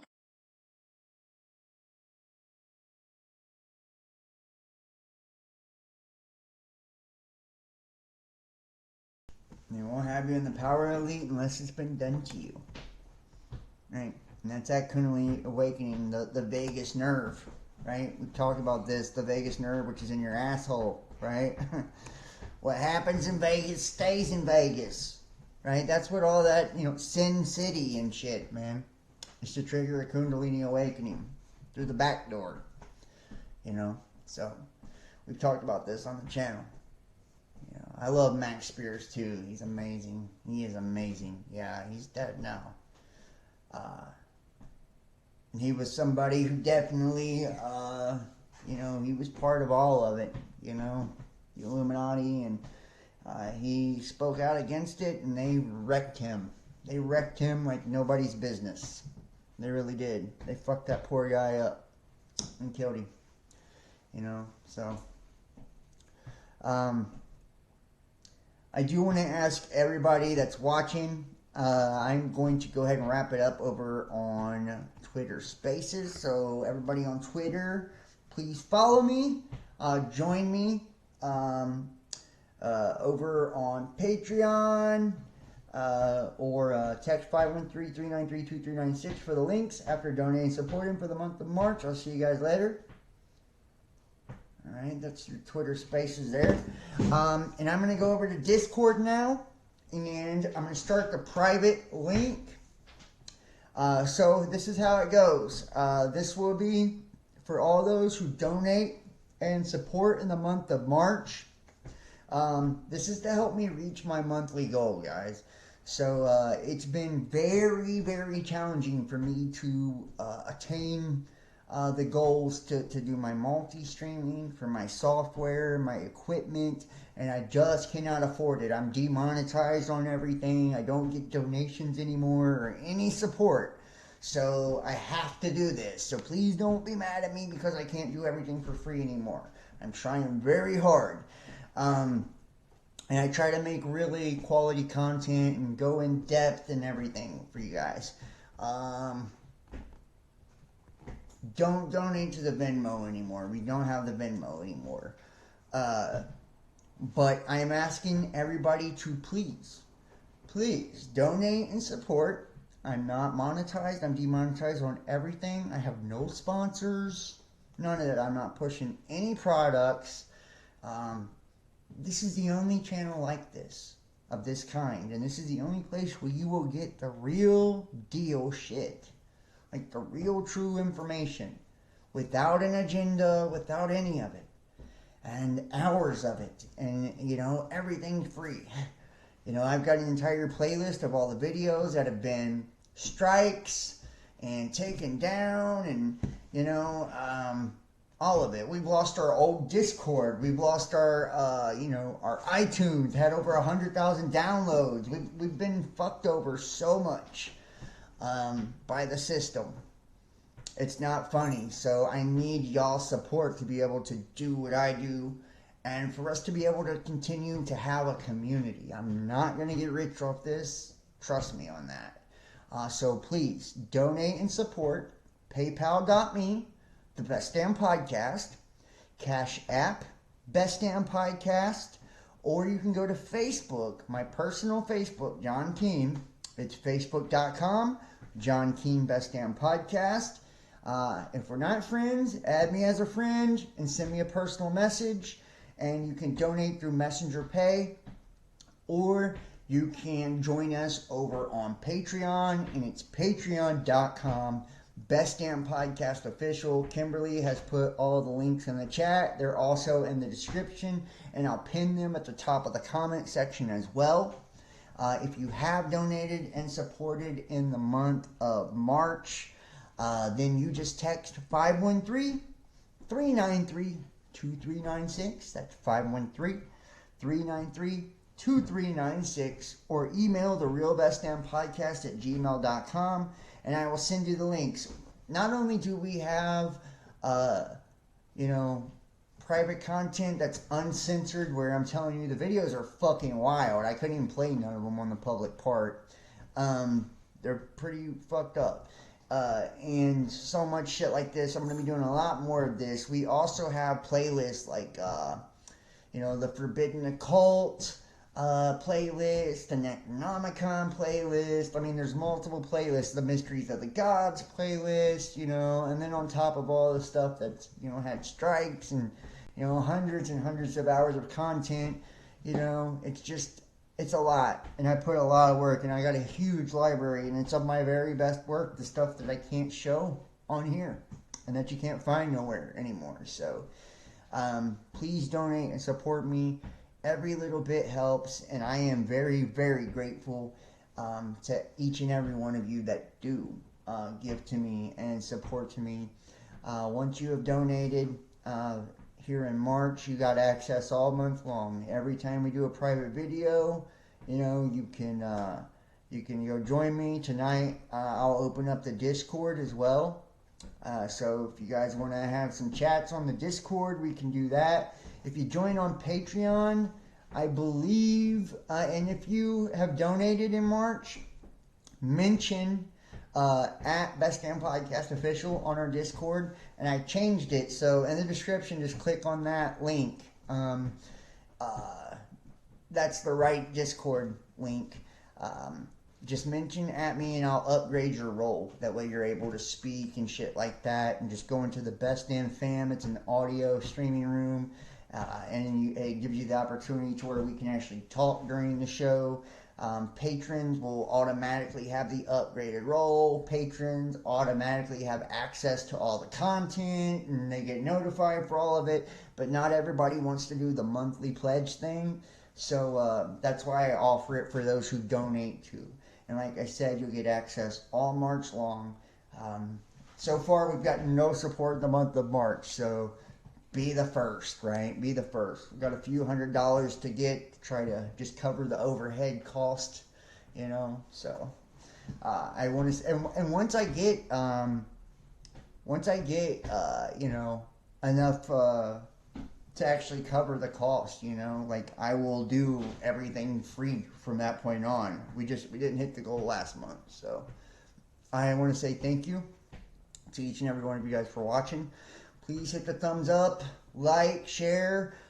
This part 1 here will be unlisted. Sorry, this will be going to a private playlist, but I wanted to do it live to give, at least free for the live part. That's why it's so important to watch live now, guys. I'm unlisting a lot of the live shows and making it patron only, membership only, to try to get people, encourage people to support me. Also, I do read tarot. I do daily reads on Facebook and YouTube, and they do really well, actually. And so if you would like to book a personal tarot reading, you can also text 513-393-2396 or email therealbestdampodcast@gmail.com. And, I just want to say thank you to each and every one of you guys for watching. I love all of you so much. And hopefully I will see you guys over on Patreon. And I will see you on the private link as well. So, y'all have a good evening. And I will see you next time. Peace.